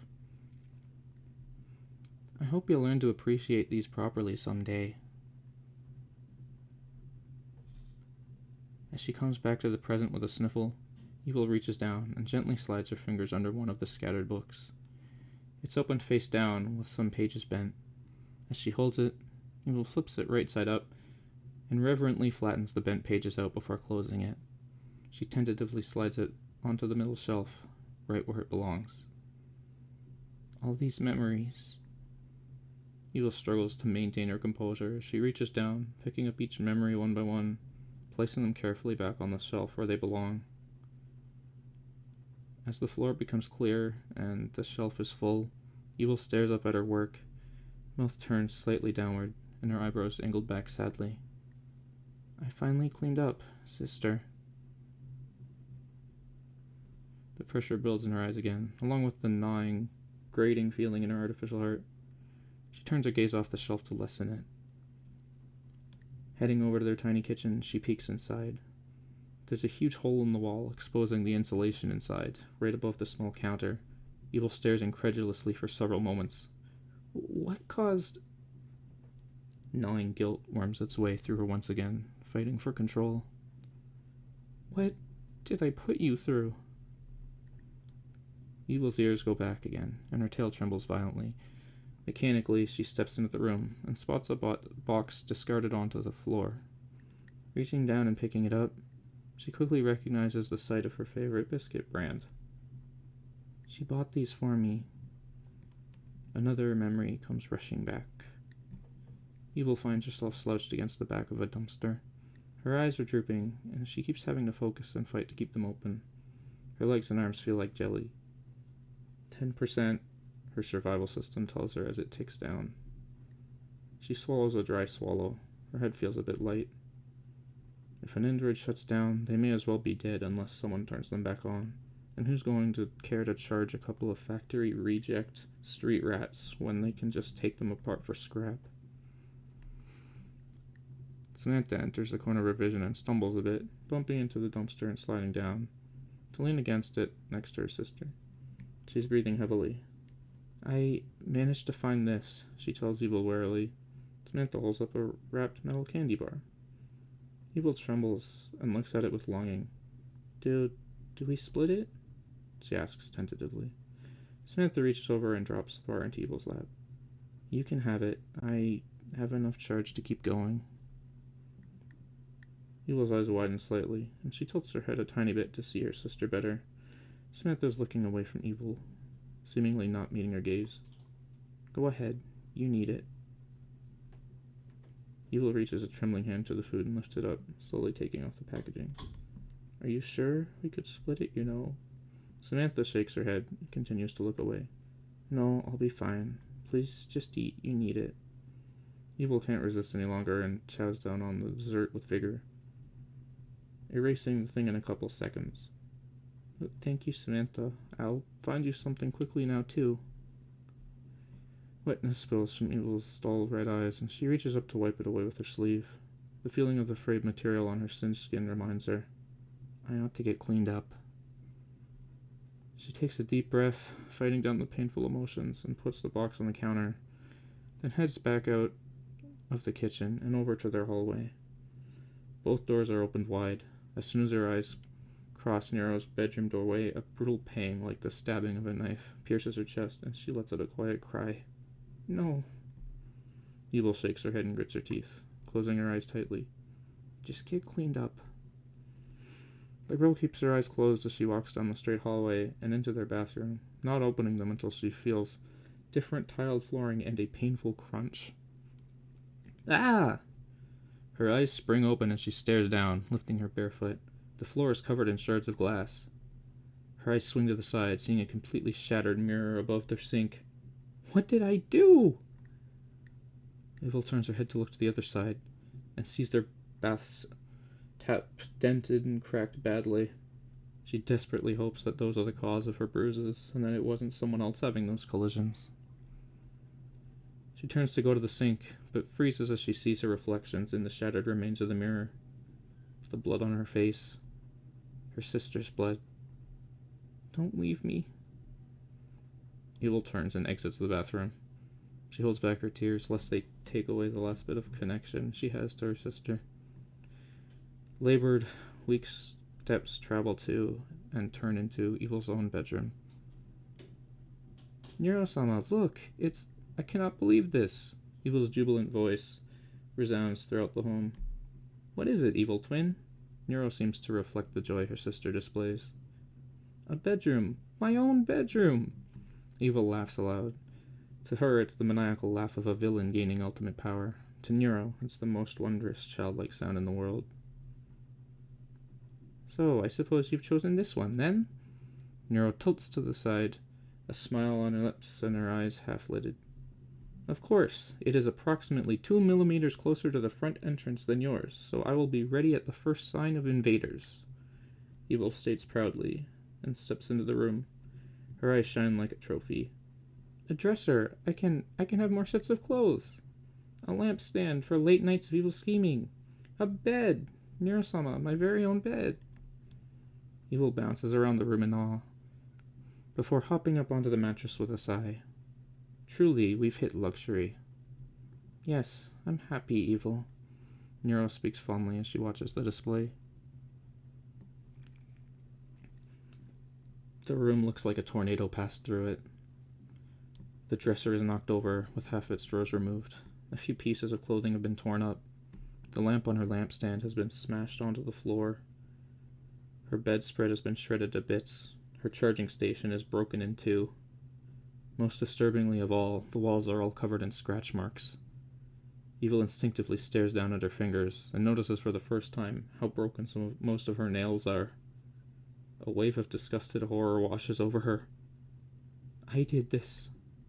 I'm a monster. She gets changed without thinking. Her usual black cardigan, leggings, skirt, and ribbons.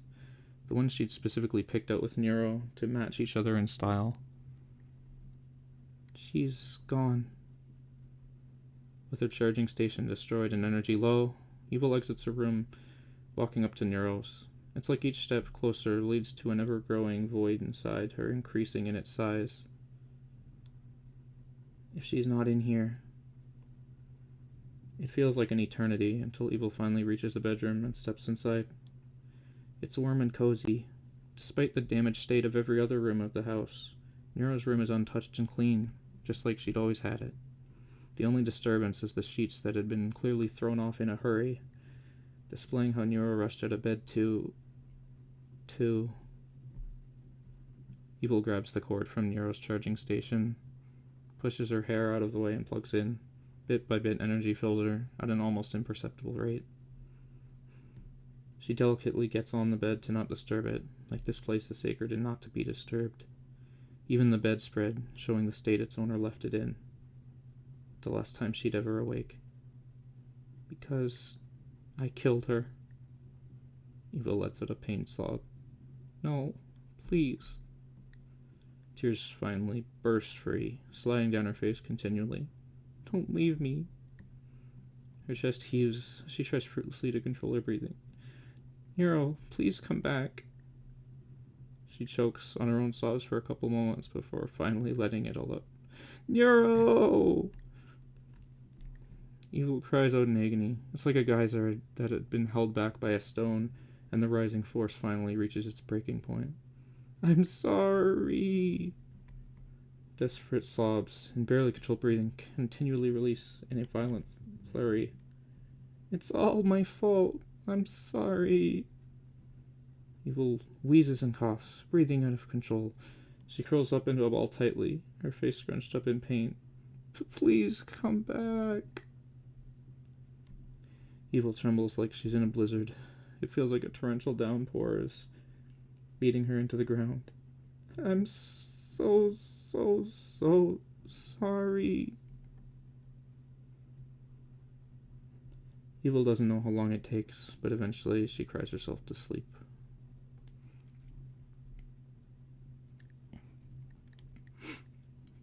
The distant sounds of birds chirping cause Evil's ears to twitch. Her eyes slowly crack open, and she rolls over with a groan. Her muscles are stiff. Her frame feels crushed, like there's twice as much gravity upon her. Her whole body and mind feel spent, despite just having slept. Evil lies there with only the sound of birds in the distance as a form of stimuli for long enough that the sound disappears. She reaches up and unplugs the charger from herself with a sigh. The cord drops from her hand to the floor unceremoniously. What's the point in doing anything anymore? It feels like a rain cloud is over her head. A dull, overcast atmosphere surrounds her. I can't pay for this place anymore. I don't have a job. I don't have friends. I don't have a sister. Evil's eyes close once again, and she seems to sink into the mattress, as though trying to disappear. Neuro has always been there for me. Always done so much for me. Those bright blue eyes and big happy smile appear in her mind's eye. The girl who never left Evil behind, always watched out for her, who gave up so much for her. Even if we're homeless, at least we'd still have each other. The girl's pleading voice echoes in Evil's mind. Evil squeaks in pain and brings her hands to her chest as that stabbing feeling returns. She always did everything for me. She gave up so much. Evil remembers the time Neuro would buy Evil's favorite foods in place of her own, or the time she would explore abandoned buildings for supplies when they were young because Evil was too scared to. Or when they were both hurt and only had enough bandage for one of them, so she patched up Evil instead. Or when that gang caught them both, and Neuro... An old image of Neuro flashes before Evil's eyes, one of her on the ground, beaten, broken, without hope, turning and meeting Evil's eyes. You found me. Her sister greets in a hoarse whisper. Evil rolls off the bed and falls to the floor with a bang. No pain registers in her senses. She lays on the hardwood floor lethargically, tail lightly swaying. You did so much for me, Evil whispers to the silent home. And how did I repay you? The house doesn't answer her inquiry. Evil closes her eyes. The corpse of an android is laid on a conveyor belt, barely recognizable, but for a blue eye, no longer brimming with the light of life. Can I possibly get them to fix her before they scrap her? Evil bites her lower lip. Is there anything I can possibly give to get her back? A few fleeting moments pass of hopelessness. Until suddenly, a light inside Evil seems to turn on. One that had been long switched off, and that had previously been powered by her sister so frequently. A light of hope. Evil's eyes snap wide open. Her heart begins to race. Yes, I do have something to give. She springs to her feet, filled with more energy than she's had in forever. I will make it up to you, Neuro-sama. Please don't leave me yet. Evil makes a beeline for the factory. I told them that they can't have the body. It's owned by Vedal. The government may say we don't own and live in androids, but we sure do own their parts. Jack grumbles as he adjusts his hat. Really, at least we let them have funerals first if they want. It makes sense, Hulk states flatly. The two of them are near the conveyor belts in the scrap unit again, which makes them perfectly primed to react to the section's doors being slammed open. What the? Jack turns his alligator face to the doorway. Evil is standing there, head down and hair falling in exhaustion. Her arms are outstretched, holding both double doors open. Hey, I said you're fixed. How did you get back in here? Hulk questions in his gruff tone. Evil is shaking visibly, and she steps into the room, letting the doors fall closed behind her. Did you scrap my sister yet? The girl's voice trembles. Nah, gotta give 2 weeks for relatives or friends to decide on having a funeral before the parts are ours, Jack replies, maintaining his composure. You here for that? Evil shakes her head, still downturned, her expression hidden by her long hair. No. All at once, Evil lifts up her head with the most determined glare she's worn in her life. I'm here to pay you to rebuild her. She speaks with complete confidence. Jack gawks with his alligator jaw for a moment. Hulk just crosses his giant arms. Kid, I don't think you understand how much we're talking about here. It's like paying for a whole new android. Heck, it's probably more than that. Me having to fix up busted old parts instead of using new ones. Evil nods her head and clenches her fists at her sides. There's a fiery passion in her eyes. I'll sell you an ear, an eye, and my tail. Her speech is unwavering. Jack hops in place, feet, claws clacking on the hard floor. Yo, what? Look, kid, I know you want your sister back, but you gotta let it go. You can't... And my right arm, and 2 fingers on the left. Evil holds up the ring and pointer fingers on her left hand to demonstrate. Are you nuts? First of all, that still won't be enough. Second of all, and... Evil gulps, her resolve clearly being tested. My other ear. Jack shakes his head in disbelief. That's still not enough. Please, just stop, kid. Think about what you're saying. Then I'll also give you my other eye. Evil's voice trembles, pitch raising higher. Her ears have laid back. The room is silent but for the distant sounds of machinery, gears, and conveyor belts for several moments. Evil's irises are trembling. Kid. Jack takes off his hat and scratches the back of his head, looking away. Even if we did, she wouldn't be the same person. She won't have her memories. I told you, her mental processors are mostly destroyed. Then I'll share my memories with her. I even have some of hers in me still that she shared with me. Evil's eyes begin to water again. Please.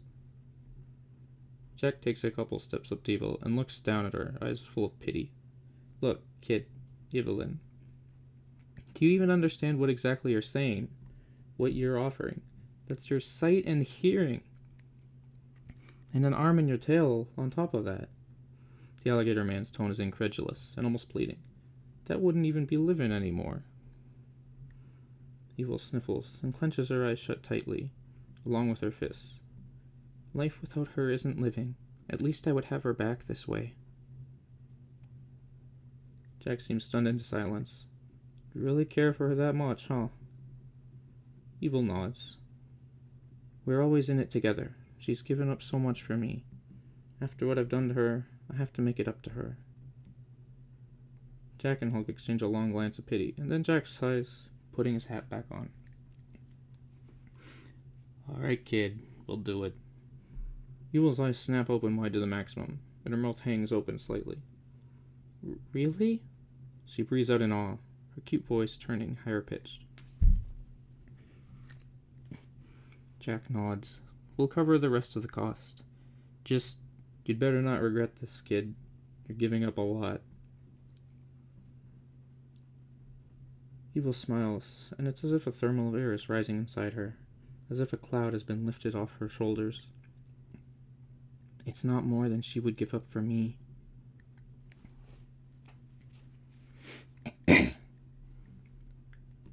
Evil is terrified. She's laying on a table in a small room full of mechanical tools. Wrenches, drills, bolts, hammers, saws, and computers line the walls and hang from the ceiling. All sorts of hand tools and robotic scanners alike ready for use. Her artificial heart pounds like a concert's drums. Shutting down for an android is scary. No android can turn themselves back on in that state, and all bodily function ceases. It's as if they're dead until someone is kind enough to turn them back on. That's not her fear right now. Her red eyes stare up at the boring brown ceiling. Eyes. She blinks one, then the other. She looks all around with them and tries to take in every sight, every little detail of the chiseled walls. The old paneled ceiling, the shape and color of the light fixtures, the monitors, the tools. She may never see them again. The icy cold grip of fear and grief wrap around her heart. Her ears atop her head go back, and she swallows deeply. Sweat is building on her brow, and she feels a wave of nausea. Both ears will be gone. She desperately tries to control her breathing. No more hearing. No more sound of birds chirping outside or the sound of a breeze. No more sound of the pitter-patter of rain or the crunch of biting into a cookie. No more hearing her sister's voice. Her chest rises and falls, and her hands grip the edges of the table tightly. I can't. No way. I can't do this. Chills travel down her spine in waves. Her hair feels as though it's standing on end. Blind, deaf, without even a tail or a second arm to compensate. Truly crippled. The weight of it all is finally catching up with her, now that the reality is before her. I can't. It's too much. How could I survive? Would it even be living? Why would I do this to myself? Familiar bright blue eyes and a loving smile appear in her mind. Then that turns into a ruined, bloody mess, bringing the answer to her question. The one who gave up so much for her. The one whom living without wasn't living. The one whose life she had taken away. We're in this together, always. Don't forget that, Evil. Evil's panicked gaze starts to soften, and her grip on the table loosens slightly. Her heart rate begins to slow to only a moderately quick pace. The icy cold grip of terror on her heart warms as she is fanned by the flame of her sister. The girl takes a deep breath and takes in all the sounds and sights once more. Her right arm moves, fingers curling and uncurling. Her tail, laid out on the cold metal table as well, wakes around and patters one last time. She lets out the breath. For Neuro-sama, Evil shuts down. End of Arc 1. When I wrote this, I had considered breaking it into 3 chapters, and there are distinct points where it could have been. Maybe it probably should have been. I had decided I felt like it needed to reach this conclusion in the same chapter as it started. But maybe it would have been better to have it split up into 3. I would have had it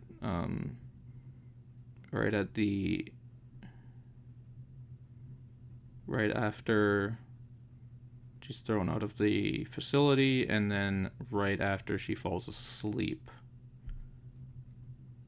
would have been the cut points.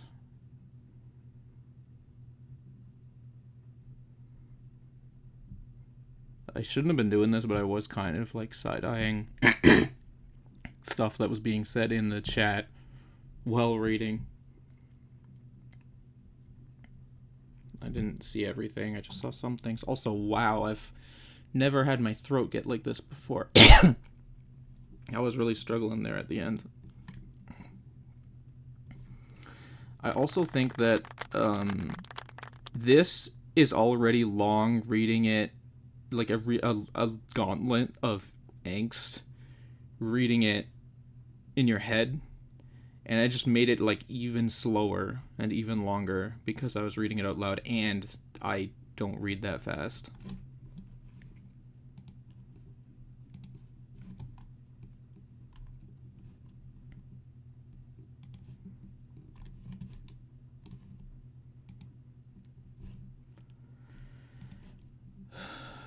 What was it that Iron Hand was criticizing?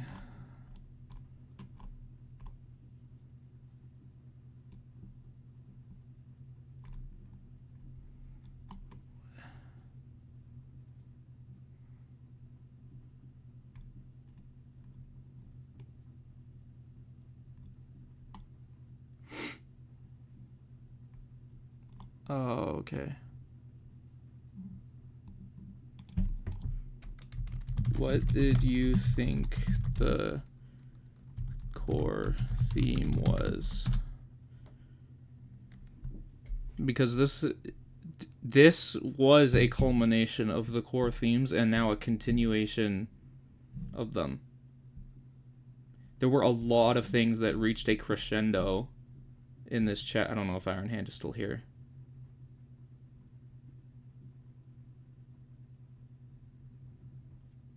I'm so lame. I've been trying to. Sorry. I literally was talking, and screw me. Okay. Okay. I am here. Sorry. I was. Dang it! I have to say everything I was saying again. Okay. I have one actual critique. The rest of it just isn't for me. Like this, that it's well written, well crafted. Explorations of grief are perfectly valid, and yeah, it fits the themes very well. I just don't like it. My one actual critique is that I wish we could have gotten some kind of hint as to where the rest of the story was going, because it was just a slog of emotional, exhausting angst for pages, and it's just like I was like checking out because it was so much. Yeah. And I had no idea where it was going and what was going to happen. And honestly, I wasn't really interested at that point, because evil is self-destructing in every possible way, and I genuinely think that where it's going right now isn't positive at all. This is not going to be a win for either of them. Like, even if Neuro somehow manages to come back personality wise, it still isn't worth it. I don't know. It's whatever. So that's what I'm saying. And yeah. Yes, it So, would have anyway. it would have helped a lot if it was split into 3 chapters, because then it would break up the sort of, it would break up the continual angst and emotions, because you were right, you need up and down, and that was one of the things that I was really happy with this story in the first 5 chapters, was balancing, like, oh, there's like down stuff, but then there's hopeful stuff here, and then down stuff, and that was something I was doing well. And this chapter definitely, the fact that I put it all together, making me kind of regret that. The other thing is that I didn't want it to... I guess it would be good for some people if I had more clues. I guess I could have, if I was like smart, I would have put more clues, but I didn't want people to expect it to actually turn around. Yeah. I got didn't that. want people to expect that, especially because I typically wrote stuff that was just angst and bad endings. So I was like, I don't want that again. I want to, because my original idea just was that when it was like a 3-chapter story that I hadn't started writing. I'm very curious as to how you think this is different because, like I said, I don't actually believe the way the plot is currently progressing. It's not going to be positive. I don't believe that. Evil is in no position to like improve in any meaningful way. I mean, and it's just yeah. Okay, the whole first 5 chapters continually showed how Neuro was sacrificing and caring for Evil to an unhealthy extent, and Evil was not. Evil was totally focused on losing ability to connect, and on money and whatever. And now she is basically turning around to then do the same thing for Neuro that Neuro was doing for her. And It doesn't feel like that. Also, it feels, yeah. I also wanted. Here's the other thing. I wanted consequences. Sure, I could have just gone, okay, well, they fixed, everything's better now. No, I want consequences I'm not to what saying the that at characters all. do. I want what the characters make choices. I want there to be consequences that they have to work through. Which is exactly why I emphasize the point of like, okay, Neuro could have left during that chase sequence, whatever. She chose not to because of that. And honestly, that's most of this story, is characters making choices that the reader doesn't want them to make, even though they're understandable choices that they made. Yeah, I understand. Now, like, did it go on for too long? Yes, it does get a bit too much, and breaking it into chapters would have at least helped with that. I did not need 4 flashbacks there.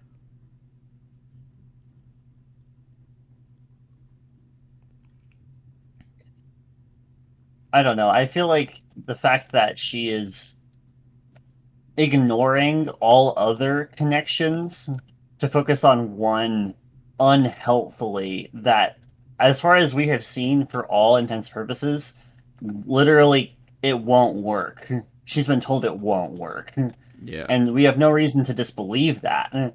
Yeah. And so once again, I'm not saying that's bad. Like it's just it's disagreeable to me narrative wise, but in terms of the story that you're writing, it makes sense. It's just like anyway, yeah. I am excited to see if she will begin to make good choices because she hasn't. Yes. And it's just yeah. Anyway.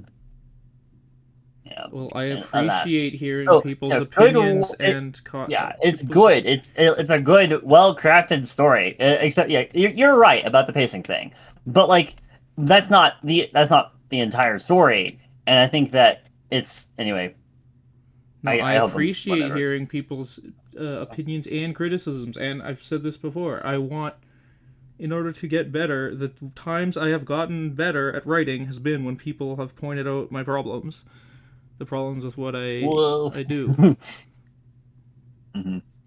And I'm certainly not as proud of this chapter as I was of the last one, or the first 5, but especially the last one.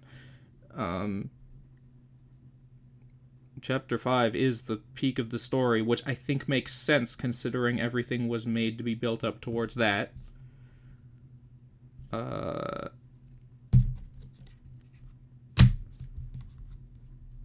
It's interesting, though, to see how different people have different responses. Yeah, I'm not sure how. Like different things. Yeah, I'm not sure how, if you would have felt better or even worse about it if we had you would kind of read all 6 chapters closer together, and some people found it amazing. Some people had issues with the way the chapter was. I am I am mostly happy with it. There's some parts of it I'm really happy with it. I think it's the last third of it is a bit weaker, for sure. Funnily enough, the one thing that the most people had problems with was Fillion. Yeah, she was being really, really insensitive there.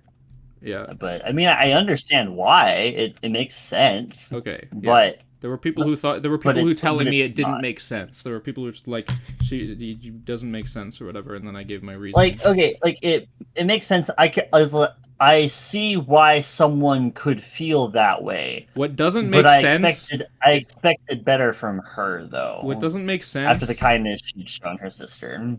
Yeah, what doesn't make sense that I was like, hey, you could point this out is she actually just went all the way to their house to do this. That's a bit much.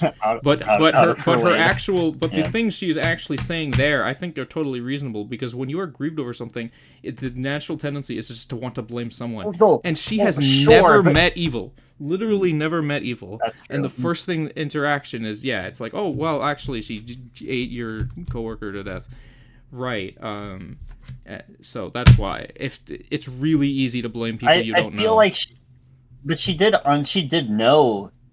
She knows about the virus, and the fact that she knows about the virus and still chooses to like victim blame evil here wasn't cool. Oh yeah, it's not cool. That's why it wasn't. It's not cool. I just don't think it's like, oh, this is like unbelievable. Why would somebody do this? Like, she doesn't know her. Yeah, it's not unbelievable. It's just disappointing. But that's And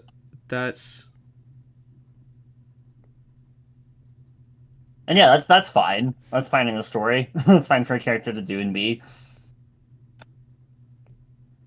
I agree with you, Cartoon, on that. I definitely think that it's more flawed going past Chapter 5. And Chapter 7 and on it's not a new story, but it's basically a new story. Yeah, like I also am very interested to see where the heck this could possibly go. So, anyway.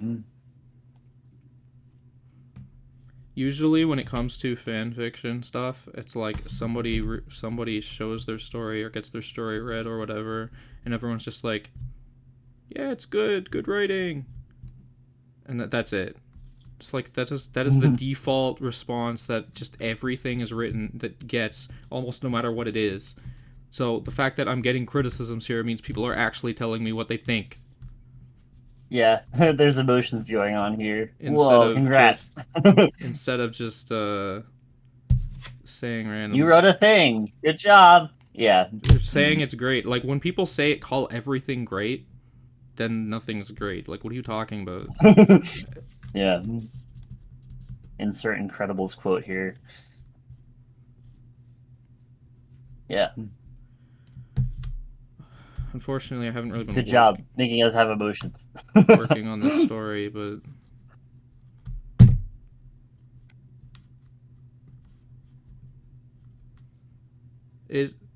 yeah. Well, I think I can see why you're so proud of it, for sure.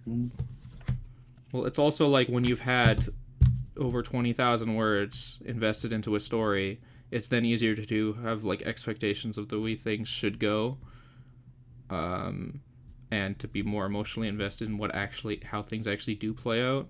So the fact that this happens after over 20,000 words and the climax of a whole story, basically, I'm sure makes it a lot easier to like form an opinion on it and care about it at all. And like, it doesn't feel good to know that, oh, somebody doesn't like it, right? Like, oh, it didn't work. Obviously that doesn't feel good, but I would rather hear that and know and like learn how to improve for the future than just get told, yeah, this is good. I also don't even like being told this is good that much. I am not a fan, I am not a big fan of that either. It's nice, I guess, I want to be told why it's good or why it's bad. I want to hear the reasons, what worked, what didn't. Yeah, me too. So just hearing it was good, I mean, that's nice. I appreciate that. Or certainly don't just say it's bad. Like, that's not helpful. I want to... Yeah. Wait, this fic is not your taste, Yeah. but it got you to engage with its the... Oh, you mean Really, you don't like stuff that's angsty? I would do I would separate it into 3 chapters, but it's too late.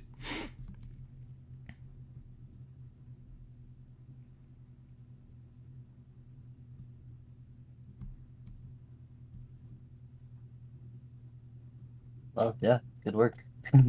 Wasn't there somebody else in chat that wanted Don't to lie also to me. share this late? No, it is good. It is well written. I'm not lying about that. Well, no, I get that whether like it might not be your kind of thing, but when you talk about the core themes not actually... Oh, like, that was having issues before with the we way- learned that that was before we learned that she was planning on trying to bring Neuro back. I was operating under the assumption at that specific point that Neuro wasn't coming back, and I was like, yeah, what's the point? yeah. If that was So- if that was the case, right? Then yeah, I actually can totally see why you'd feel like, why am I reading what is the 5,000 point of words, this? 5,000 words? Like, it is grieving, and it's... I guess you can make the argument of like, okay, it's like grieving with a background. Characters we've been around a while or something, but yeah, that's not fitting the themes of the story, other than not... Yeah. So I hope you understand that now. I didn't. Yeah, that was a Yeah. comment from that specific point in the story where I was like, why are we here? why is pain? The point of like, it's not a healthy manner, and yeah, it's not a healthy, like, it is rather obsessive to go and do that. Literally destroy yourself for someone who can't be brought back. Like, Yeah, and that's how... I don't know. desperate she I is. guess I'm believing the dudes here. What they're And that's saying. the kind of thing that Neuro would absolutely do, based on everything Neuro did earlier. If it was the other way around, Neuro would... It's true. Yeah. Yeah, that's another thing. I was trying, and I had to like rewrite and doubt myself about this a lot. It's part of why I wasn't as confident in the chapter. Was I wanted to get it through that it wasn't just a sense of loss. It was Evil feels guilty. Oh, she feels... when I first wrote through it, it was like not... It was just a general sense of loss.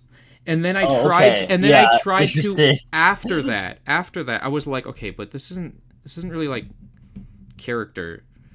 And after that, I tried to sort of shove in stuff to try and make it a bit more leaning towards that, like, hey, she feels guilty about this, and that is a factor in making her feel like she needs to try and make up for it. But... No, that is absolutely the case. She is so racked by guilt right now, and it makes sense why she's doing all this stuff. And it's so sad. It's so sad. Anyway, yeah.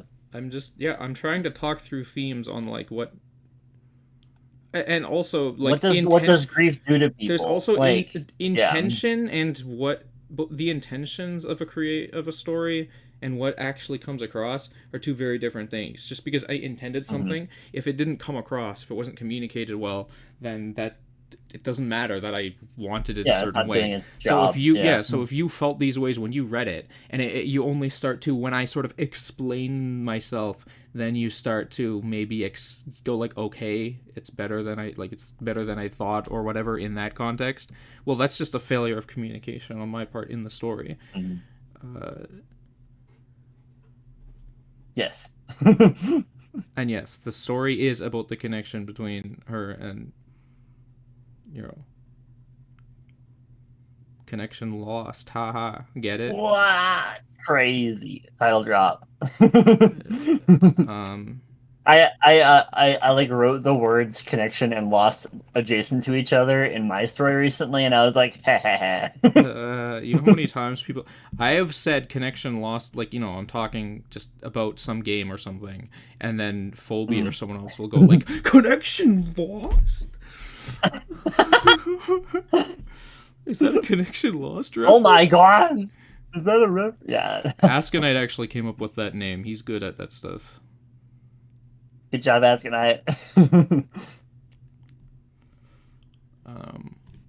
But yes, I want to. And if you're wondering about, and yeah, wait, what were my notes here? I wrote, this chapter was real difficult to make. I had to scrap and rewrite things a bunch. At first I finished it, but it wasn't good enough. I realized I wrote it with more of a sense of general loss rather than a focus on evil feeling guilty and being driven by all the sacrifice Neuro has done for her sake in the past. But now I'm really happy with it. Well, I mean, it could be better. Oh. That's another thing that could have been improved then, I feel like, is that some of the flashbacks, I mean, the happy times flashbacks were very sad and still effective, but you could have also had flashbacks of her remembering the things that Neuro was doing the entire time, Yeah. and she wasn't paying attention to it earlier. And I that started would have been good as well. I actually started to rewrite that. I wrote, what was it? I wrote 2 other scenes, flashback scenes, that involved Neuro and, sacrificing for evil and stuff. And I only put one of the 3 in. I put one into the kit in place of the kitchen thing, which then makes it feel out of place. This whole thing was it is such a complicated project. Yeah, it could have been done better. But I'm really upset that I somehow lost access to both of those scenes that I wrote. You lost access? What do you mean? You don't have scenes. I don't have them anymore. You don't have the drafts anymore? Oh, sorry. What happened? I have one of them. I don't have the one that I was really happy with, that I wanted to write that I might write a one-shot based off of. Losing your work sucks, man. I'm sorry. It was only like 500 words, but it was I can't rewrite it. It wasn't as good. I actually asked Volgas.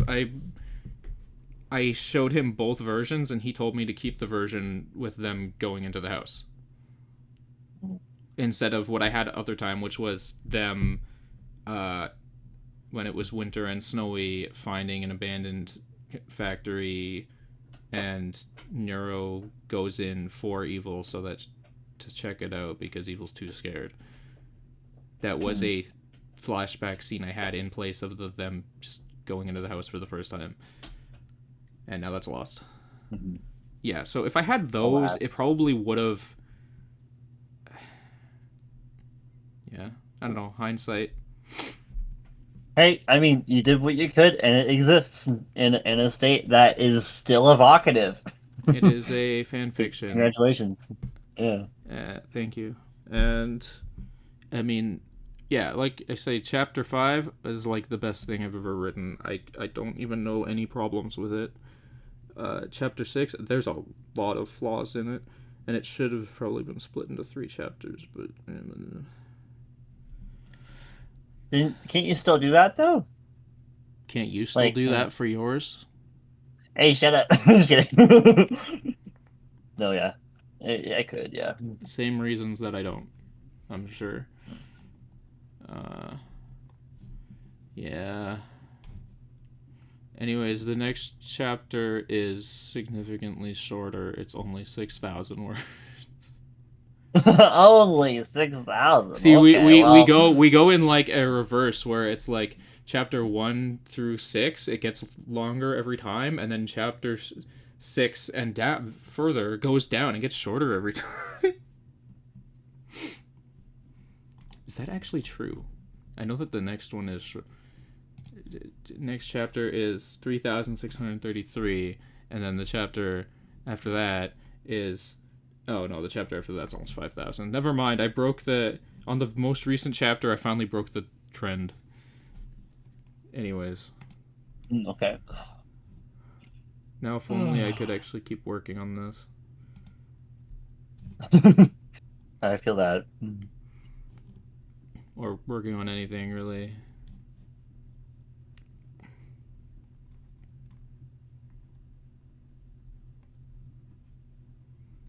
I want to do readings of this. This is a lot more just, I don't care if people drop in at whatever point.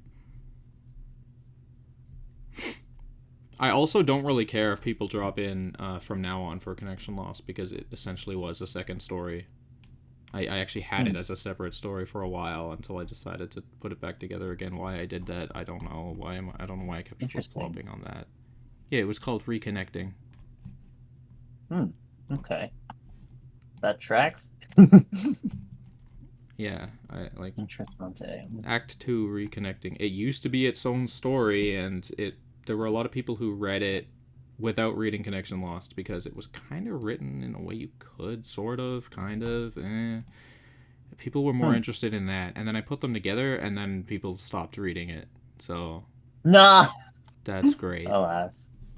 Unfortunate. It is 2 o'clock for me. Well, thanks for hanging out and for listening. I'm glad I got this done, so, like, I can... Yeah, I don't have to read the 9,000 word chapter anymore. An endeavor. Yeah. The only other 9... A worthwhile one, too. Like, I heard the way you said, it's a fan fiction. I understand. I also think that way about my own work sometimes. But that doesn't mean it isn't art. Doesn't mean it wasn't created with intention and purpose. Yeah. And that in and of itself alone is something to be proud of, okay? Okay. Anyway. Thank you. This is the only other thing I have that I could ever do a reading of that's like that long, is this. Empty space. Because you don't feel confident about the rest of them? No, I was talking about length of time for reading. Like length of chapter, because okay. Empty Space is a one-shot that's 9,600 words. You read that one. You read that one. Yeah. Anyways. Well, alrighty. I shall see you guys next week. And next week we'll be caught up with my story, which is not good news. I guess you gotta post a new chapter.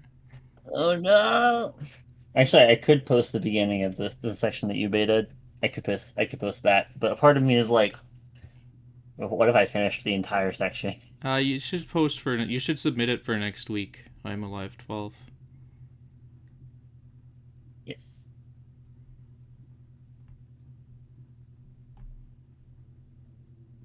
Do I make character sheets for references? I did that for my first chapter Neurofic.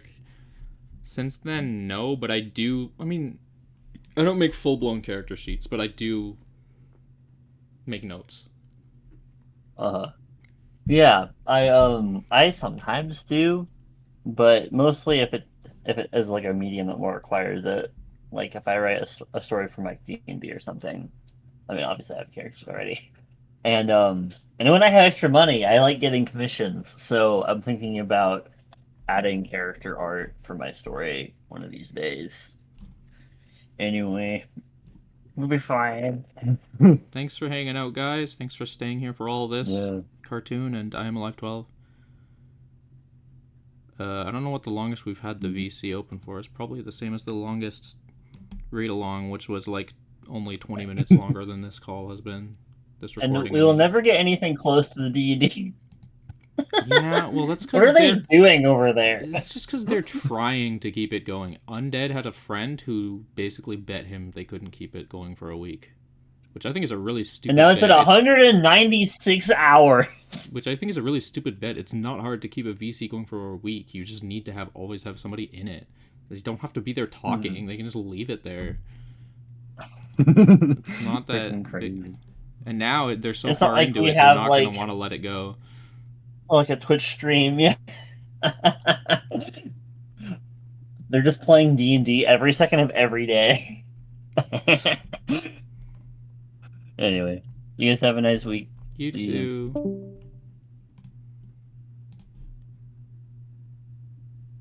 Cartoon. Who was asking about character sheets?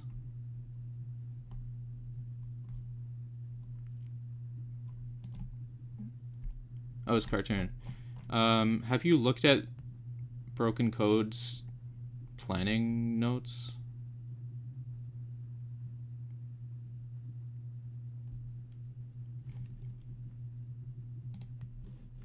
Here, I'll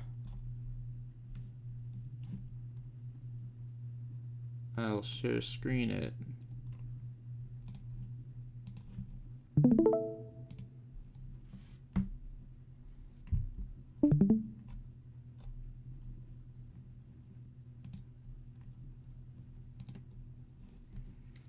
Yeah, see at the end I have planning notes, including scrapped and reworked ideas. I wish AO3 links were clickable, or at least I wish I knew how to make them clickable. Broken Code planning notes plus unused stuff. Anything written in bold and italics was not part of my notes originally, but is added now, after completion, to explain things in this document. I always write down any ideas I have right away in case I forget. I forget easily. So the order of thoughts here may be a bit haphazard. So, yeah.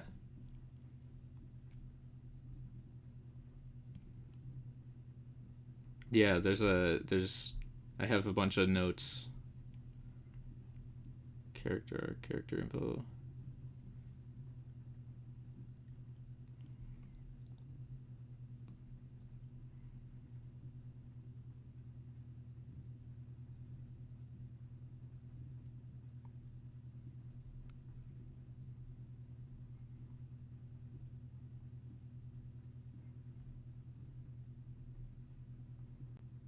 I never ended up filling this out. It's funny.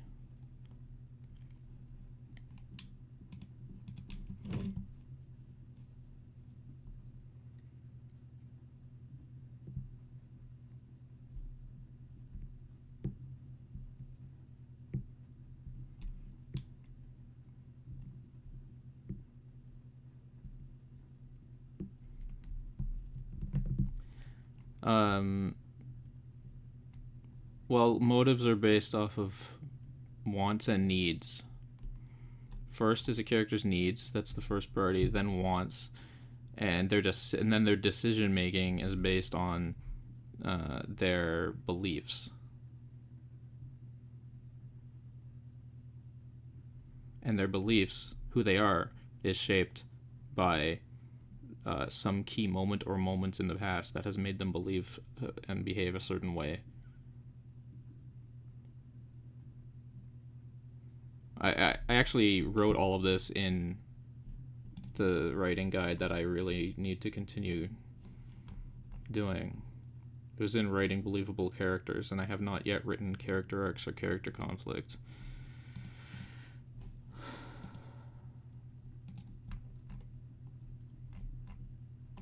Character stuff is kind of like my expertise,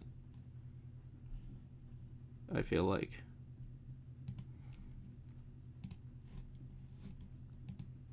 It's only dead because I have to write it and I haven't. Hold on, let me check when it was last.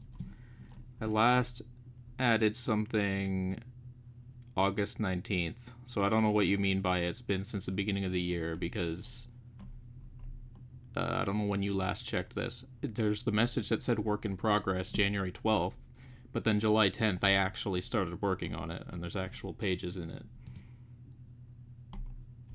Oh, Neuro is streaming. I forgot. Hey Carrot God, Miss O'Doddles, how are you all doing? Have I caught you on a particularly evil day, or are you being good today? If you're being good, I might cry. I'm gonna stop streaming now.